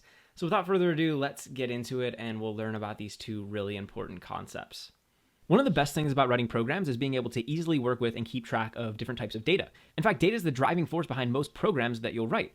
And programmers are constantly parsing strings, adding and subtracting numbers, counting things, and passing different pieces of data around. In all major applications, being able to work with data in an organized and structured way is extremely important. Now, by default, most programming languages will allow you to store and keep track of three distinct types of data: text, numbers, and Boolean values. And with these three data types, we can represent all different types of information, things like people's names with text, whether or not someone is an organ donor with a Boolean value, or the price of an item with a number. Now, being able to keep track of simple pieces of data like this is really great. But what happens when we need to work with more complex data? We can represent a name with a string and a price with a number, but what if we want to represent something more complex like an entity in the real world? Let's take a student, for example. Imagine we were writing a program for a school and we wanted to keep track of the students who are currently enrolled. So now instead of keeping track of names with strings or prices with numbers, we want to be able to keep track of students. But the problem is we don't have a data type for students. There's no student data type floating around that's built into the language like strings, numbers, or booleans. On top of that, we might also want to define some functionality around the student, like giving school administrators the ability to mark a student as absent or change their grades, for example. And as we write more and more complex programs like the one for this school, we'll want to be able to keep track of and model more complex pieces of data, and therefore we need more complex data types. In order to solve this problem, we can use an object-oriented programming language. An object-oriented programming language is a programming language which allows developers to create their own custom data types. So even if the language doesn't provide a student data type by default, a developer could create the student data type and then use it just like they would a normal string, number, or Boolean value. So if we use an object-oriented programming language to write our school program, we can easily keep track of all of the students by creating a custom student data type. So how exactly does this work? How can we go about creating our student data type and start creating students in our program? The first step is to create a student class. In object-oriented programming, a class is a specification of the new data type. It's essentially a blueprint that tells the programming language what the new data type looks like and what it's made up of. In our student class, we can define the attributes and the functionality that make up a student by creating a student class. The attributes of a class are individual strings, numbers, or booleans, which define the attributes of the entity we're modeling. In this case, a student might have a name attribute, which would be a string, a GPA attribute, which would be a number, a year attribute for freshman, sophomore, junior, or senior, that might also be a string, and then maybe a has scholarship boolean, which would determine whether or not the student has a scholarship. So you can see we can define all these different attributes of a student, which themselves would be either strings, numbers, or booleans. In addition to attributes, we can also define functionality around the student. So for example, we might create a has honors function inside of the student class, which would use the GPA of the student to determine if they qualify for honors. So maybe if the student has a GPA of greater than 3.5, then we would say they have honors. Or we could create a give scholarship function, which would set the has scholarship boolean to true, thus giving the student a scholarship. And so the class can have these attributes and these functions, which will essentially make up the data type and allow us to define what a student looks like in our program. When we create a class, we tell the language what this new data type looks like and what it does, but all we're doing here is describing the data type. We're not actually creating a student that we can work with. To create a student in our program, we'll need an object. An object is an instance of a class, which means a student object would be an instance of our student class. So a student object is an actual student with an actual name, GPA, year, and scholarship status. So in our program, we might create 3 student objects with names Jack, Kate, and Sawyer, and each of them would be an instance of our student class. Now, the object is the actual thing that we're going to work with in our programs. You could pass it around, you could store it inside of a variable, you could access each one of those attributes or call any of those functions. The object is the implementation of the class. The class is just simply the blueprint. It defines what the new data type looks like. Now, the cool thing about classes and objects is that once we define what the data type looks like in the class, we can create as many objects or instances of that class as we want. So our program could keep track of thousands of student objects, all with their own name, GPA, year, etc. Now, our code could also use the functions exposed by each of these student objects to, for example, give them scholarships or figure out if they have honors. So if some other piece of code was responsible for granting scholarships to students, it could use the give scholarship function for a particular student in order to do that.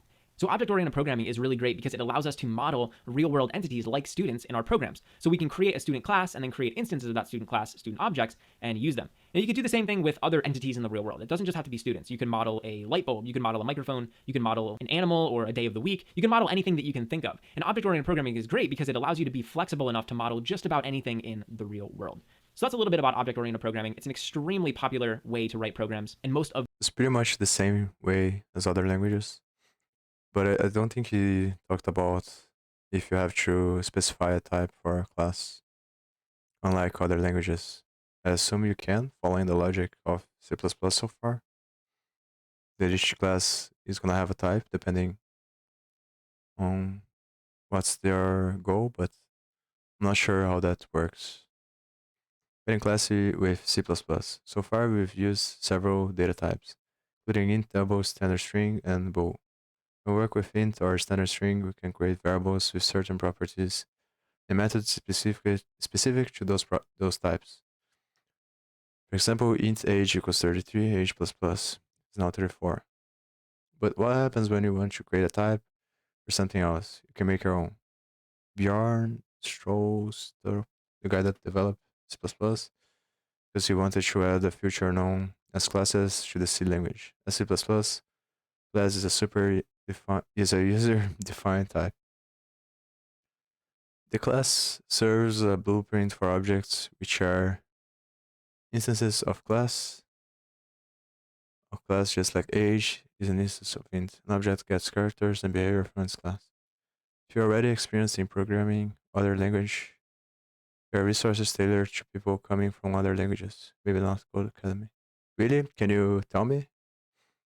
Courses or books or uh, videos?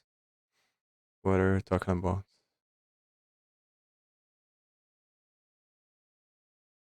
I did a quick search to find courses on C++, and I found this one. Then the other ones are free on the beginning and you have to pay later. Google Stack Overflow definitive C++ book list.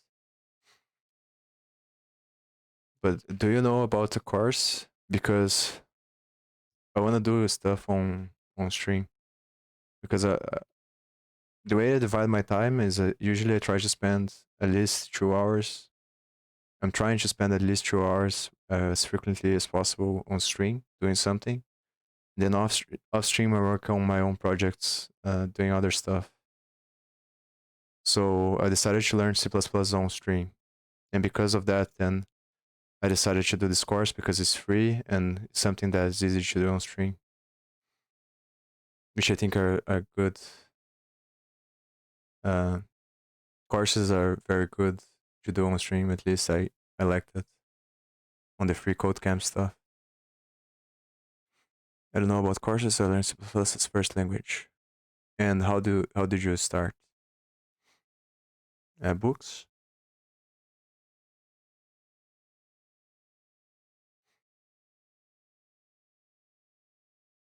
This is the stuff you're talking about. Maybe it's book list up here.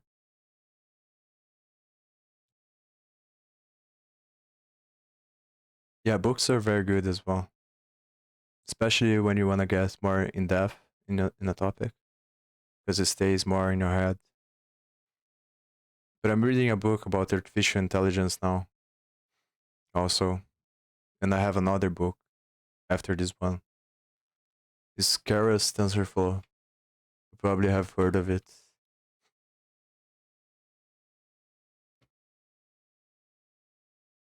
Read the article if you want the recommendations. Thank you, man.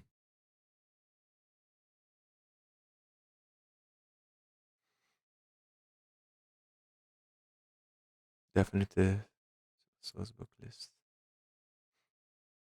Do you have suggestions on projects as well that I can do to learn? Something that might be interesting to build.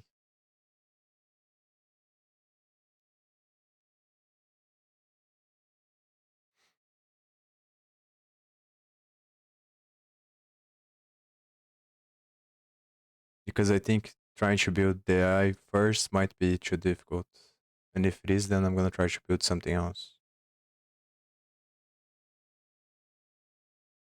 What is a multi-agent system?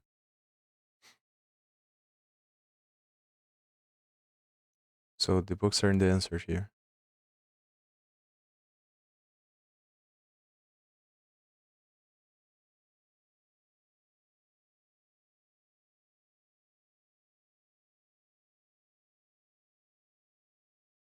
Oh, here.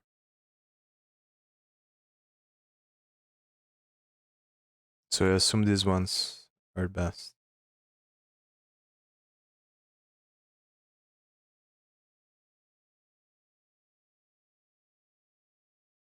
think what I'm gonna do is I'm gonna put it on my favorites, and then eventually I might buy them, or depending on what happens, because there's so much stuff to learn. Is kind of crazy.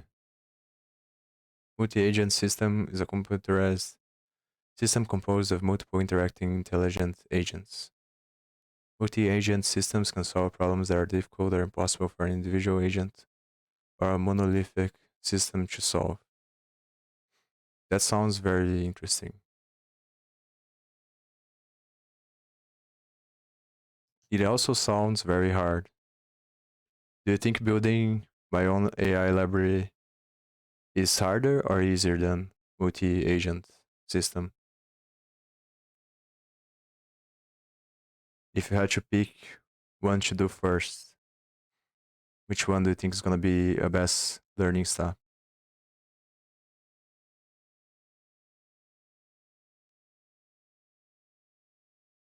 Uh, I'm talking about neural networks. I'm not really sure, to be honest. My idea is just to start very simple with trying to build like back propagation and with gradient descent, then learning how to put the inputs.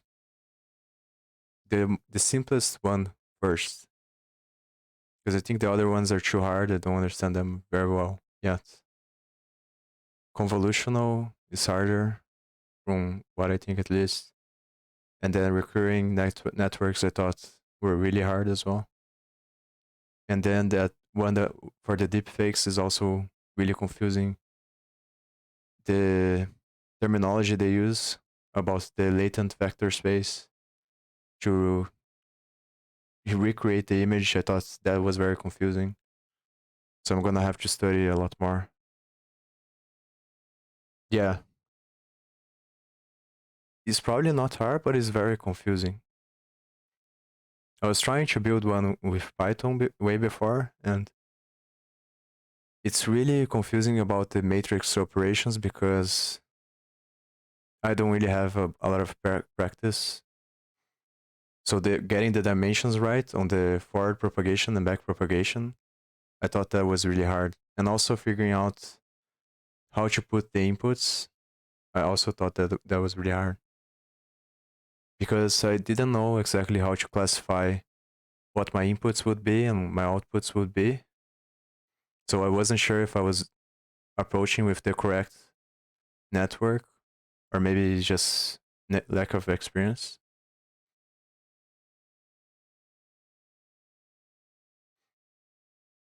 But what I want to do ideally is understand the TensorFlow lower level API, build my own AI library, and then try to build a physics library with Maxwell equations, and then try to compute the general relativity. And then maybe build simulations with that to try to solve problems or do experiments, stuff like that. And then once I understand that, then move on to the harder ones. Then try and create your own library. Yeah, yeah, that might be a good way as well because it's probably gonna be easier to build it on Python, right? Because Python is easier. Then I can translate from Python to C++.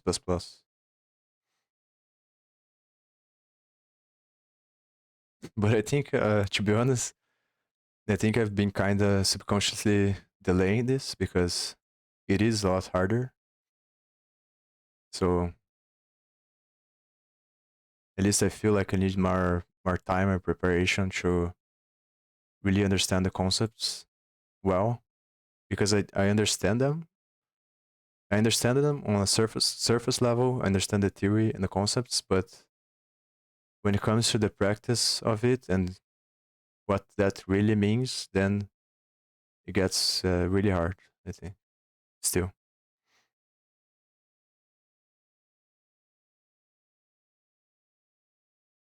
Yeah, Yeah, but I don't know. It's fun. It's fun, but it's difficult.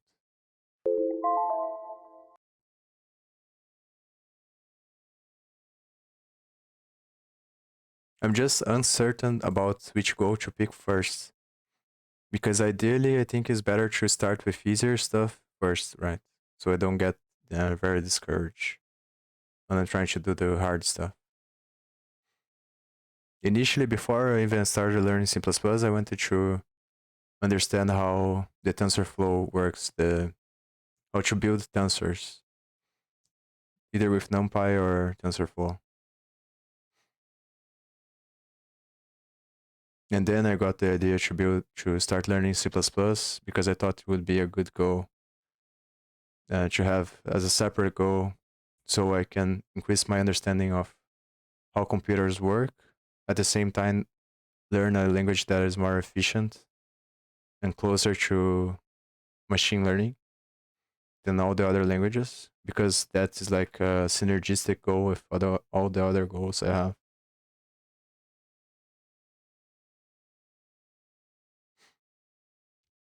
I think I'm just gonna put all of these books on favorites.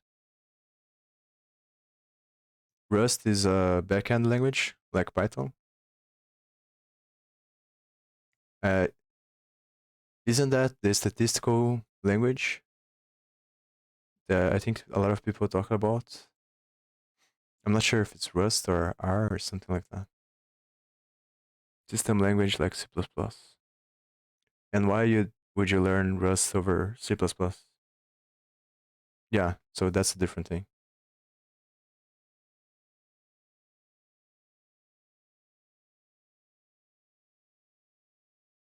Some other guy told me to learn a compiler as well. So I also might learn that. And I also want to learn SQL because I don't really understand it pretty well. It's kind of easy, but it's still very confusing to me.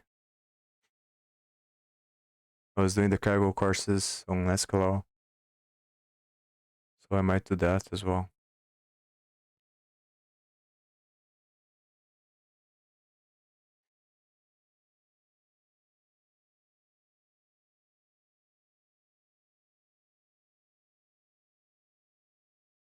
I think you just can Google what Rust is. No, that's probably a game. Here.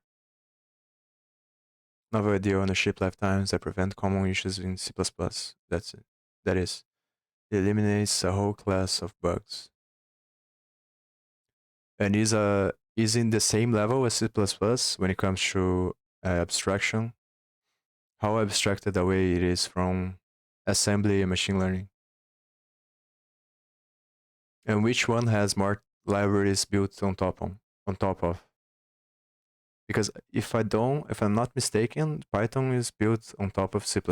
If I'm correct, but I'm not really sure. So ideally, I have something that I'm studying something that it is synergistic with all the other goals, right? Because as I learn other language, I also improve my understanding of how computers work, and then if I want, I can choose to go back to Python, and it's gonna be much easier for me to build efficient code with Python because I know C++. It's in the Linux kernel, but community support isn't as good. But it does have interoperability.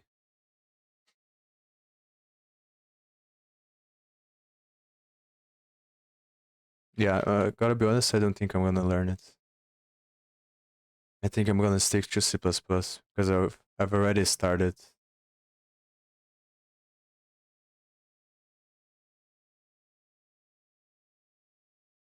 Capability of product or system to interact in functions with others. Capacity for a server's piece of equipment to be operated by different forces or groups. So it's basically interchangeability. Once you've learned C++, have a look. Be a paradigm shift. And do you know about resources to look? maybe a course or something like that? Do you think it would be good to do a while stream? Because that might be interesting.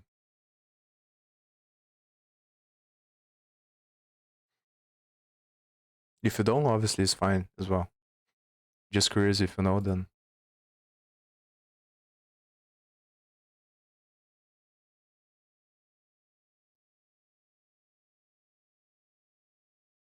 I found better to make courses on stream because usually when I'm coding, it's better to use the two monitors, right? And then when you're streaming, is you can't really do that because you can, but it's kind of worse because you need to put the information on the research on one monitor and what you're doing on the other.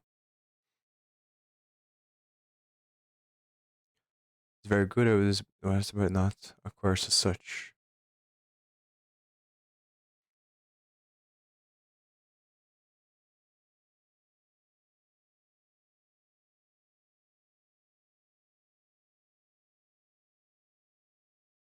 Oh, they have playground here, so maybe they have courses.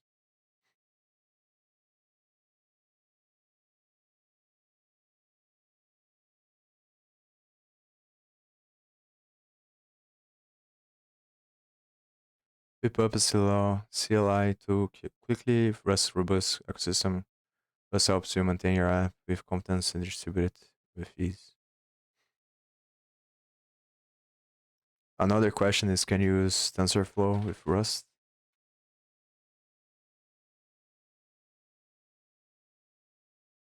So apparently they have Rust stuff. It's probably easier to start with because it allows you to shoot yourself in the foot, whereas Rust requires you to maintain gun safety. So Rust is more restricted, let's say.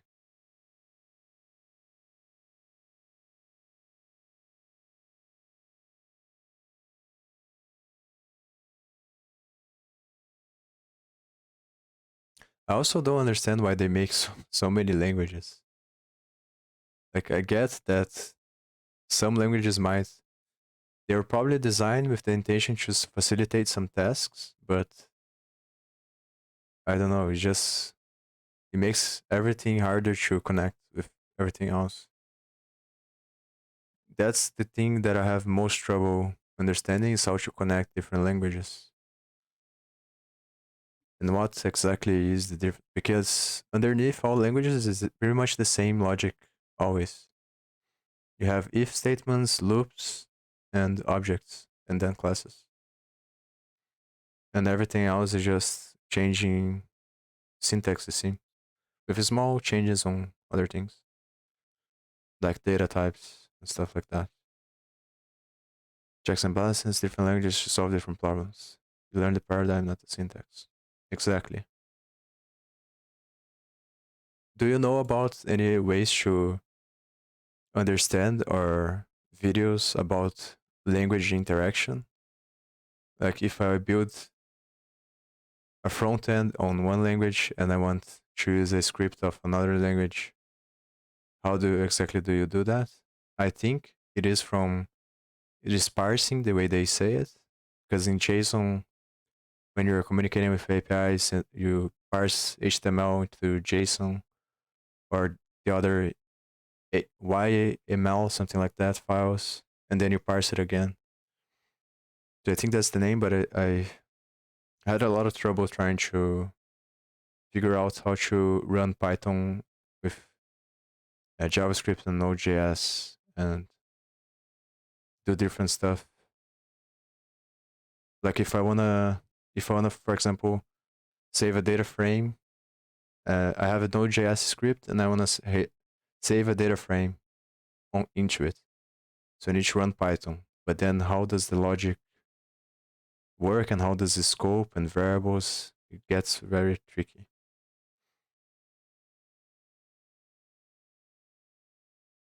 RPC, variable, and the list keeps increasing.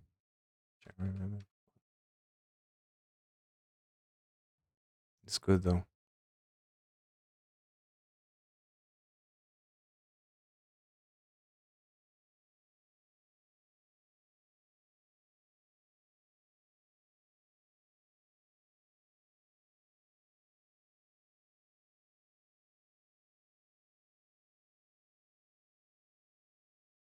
Oh, so they have something here you can write type code.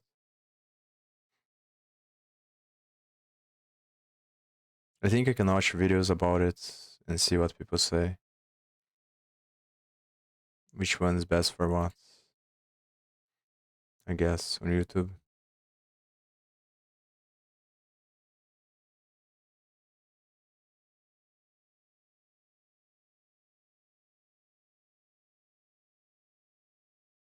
I'll have to think about it.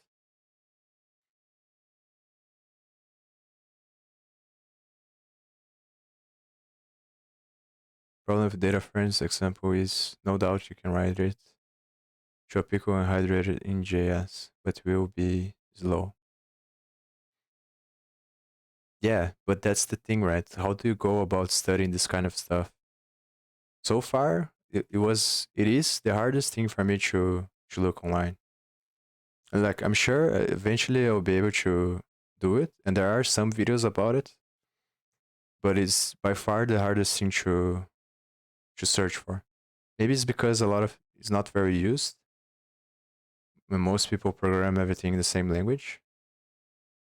But that connectivity is really hard to search both on Stack Overflow and on YouTube videos. People don't seem to talk about that really much, very much.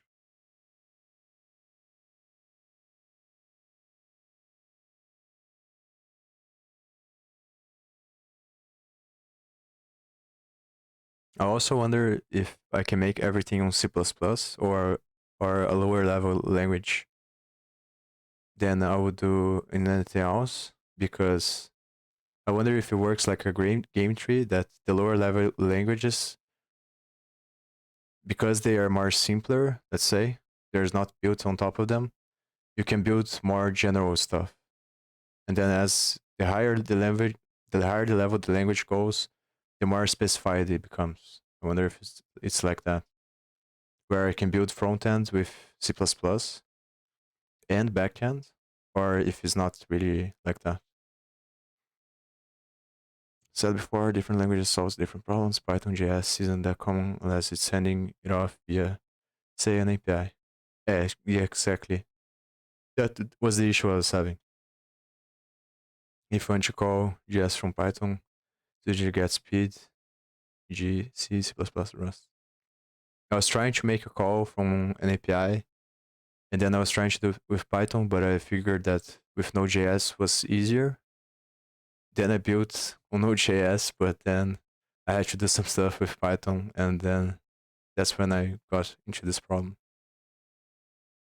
Thing I like about Rust is it's fast like C++, safe, but also can be used for higher level problems. You can build front ends with C++ and back ends, same as Rust. We need to compile it to they. What is that? I'm gonna search for that as well.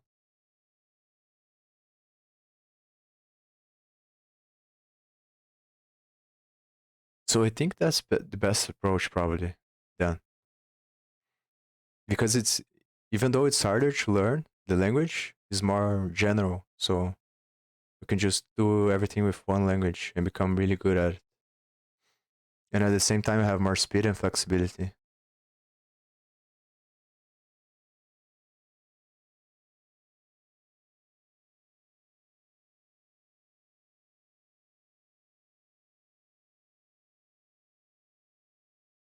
Stack-based virtual machine. WASM is designed as a portable compilation target for programming languages, enabling deployment on the web for clients and server applications. Efficient and fast, the WASM stack machine designed to be encoded in a size and load time efficient binary format. WebAssembly aims to execute at native speed by taking advantage of common hardware capabilities available on a wide range of platforms. Even if you only learned one language, it's unlikely to expose you to all the paradigms.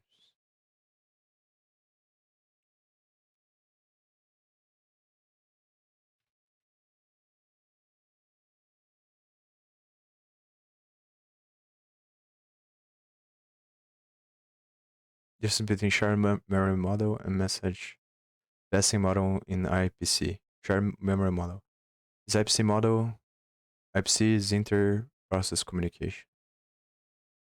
Shared memory region is established, which is used by the process for data communication. This memory region is present in the address space of the process, which creates the shared memory segment. The process who wants to communicate with this process should attach this memory segment into their address space. I'm not sure if I completely get that. Established, which is used by the processes for data communication. This memory region is present in the address space of the process, which creates the shared memory segment. So it is in the hardware that created the shared memory. The processes who want to communicate with it, this process should attach this memory segment to their address space. So they make a copy of the segment on their address space. Message passing model. In this model, the processes communicate with each other by exchanging messages. For this purpose, a communication link must exist between the processes, and it must facilitate at least two operations: send message and receive message. Size of messages may be variable or fixed.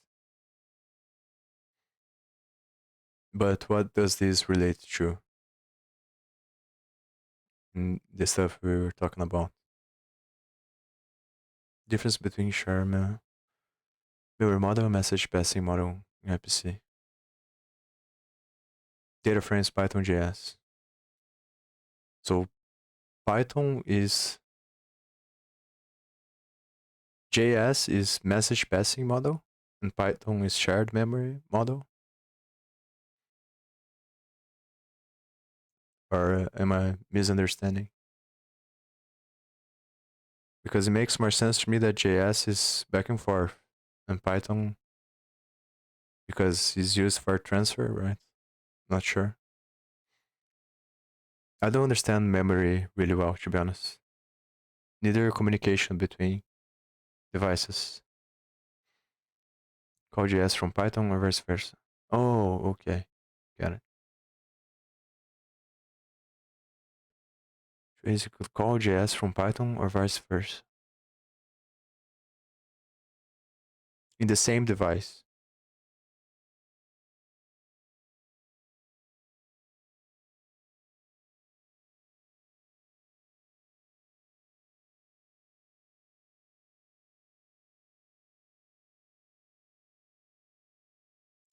Shared memory region is used for communication. Message passing facility is used for communication. It is used for communication between processes on a single processor or multiprocessor systems, where the communicating processes reside on the same machine as the communicating processes share a common address space. So shared is in the same machine. Typically used in a distributed environment where communicating processes reside on remote machines connected through a network. Yeah, so it's kind of like I said. Message passing is JavaScript. Shared memory model is more for Python. If it's a distributed system, message passing is the only way, I believe. It is a distributed message system. The only. The code for reading and writing the data from the shared memory should be written explicitly by the application programmer. No such code required. Here's as the message passing facility provides. It's also really crazy to me to understand how bits are transformed, like how bits are electricity and they are passed through cables between computers is really crazy.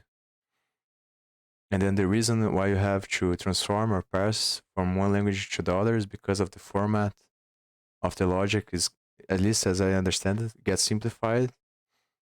So it becomes a string which is easier to decode with bits, which means that the signals can be passed through the cables. And if you had the whole language, you wouldn't be able to do that because the size of the information you want to pass is too large. I think that's how it works. But it's really insane. to really understand what's going on, not just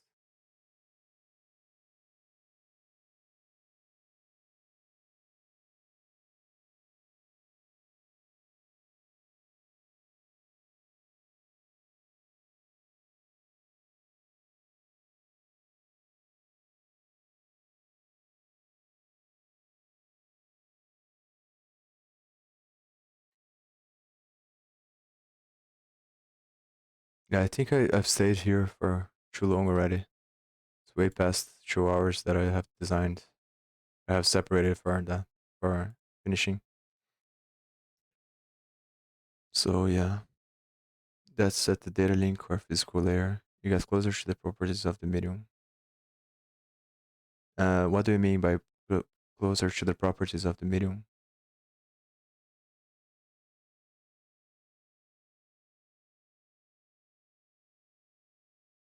That also might be an interesting thing to study later is how information is passed through wires and electricity, how bits of information are passed through the network. But it feels like it's something that is it's hard to find people that are going to talk about it, about exactly that, and not some more general concepts.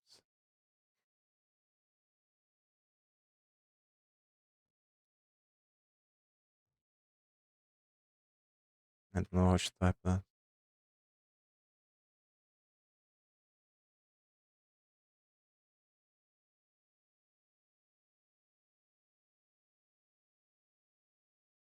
It's close to the problem of transmitting data over copper wire or and optically via plastic glass.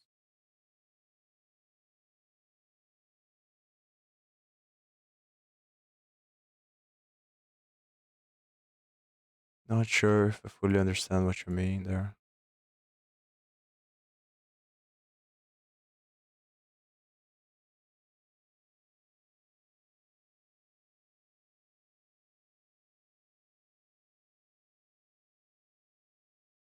But yeah,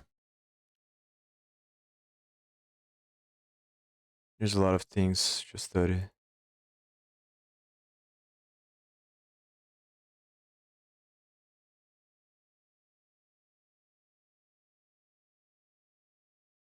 So abstraction, we don't care for how it's sent over a copper wire.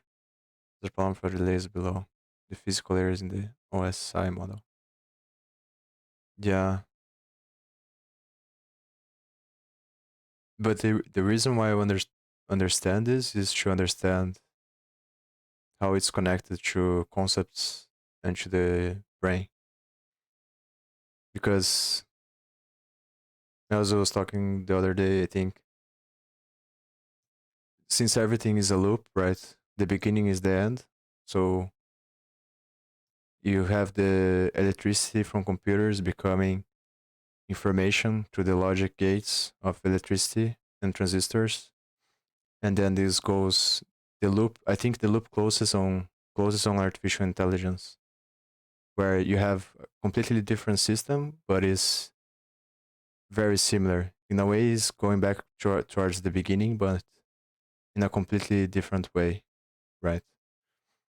So both artificial intelligence and the electricity from computers create an approximation of logic and abstraction, but in different, very different ways.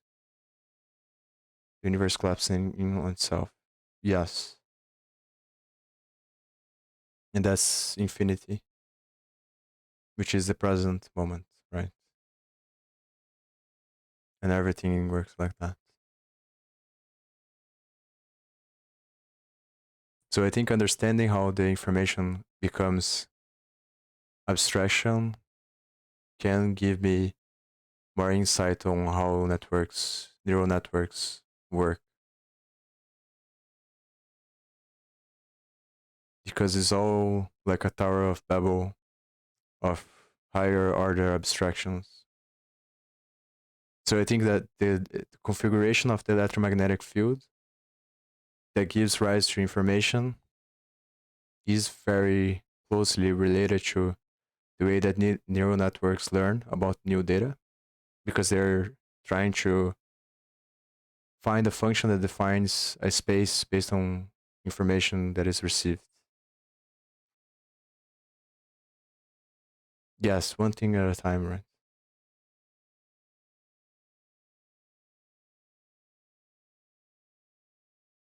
First C++, then SQL, then maybe the other language we talked about, which is Rust, then compilers.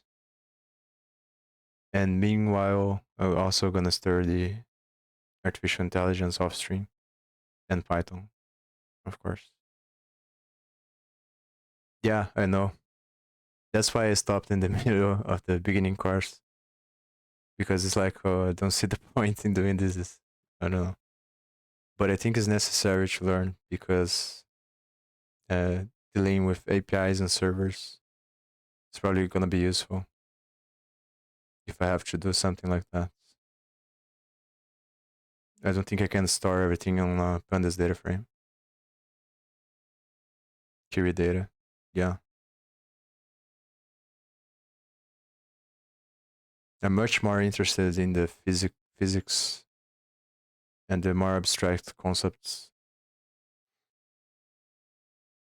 than this very boring things.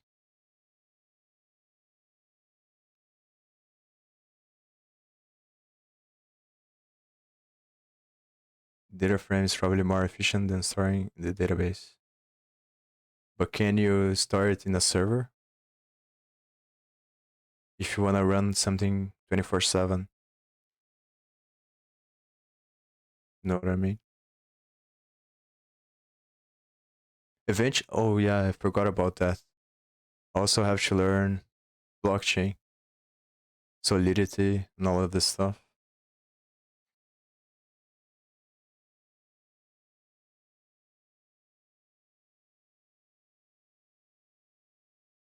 But it's hard to know the direction, the best direction, because these problems are so difficult that there's so much stuff involved. It's hard to know where to begin.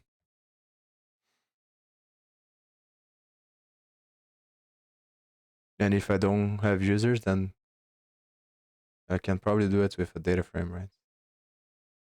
But I'm not sure if I can store a data frame in this if I don't want to run it on my local machine, right?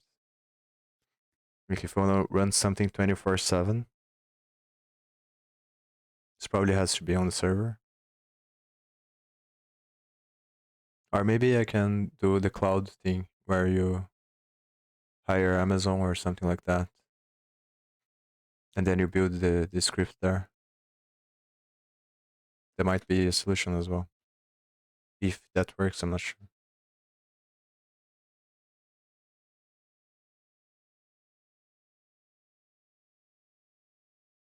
But yeah, I think I'm gonna go rest and I'll do this the rest of this course some other time.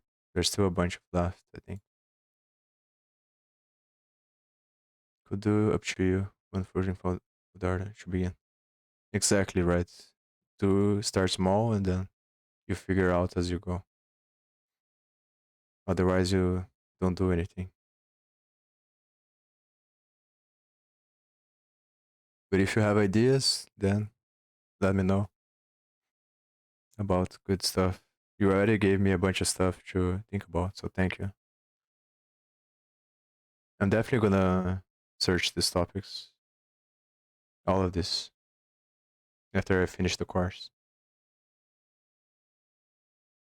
Yeah, see you, man.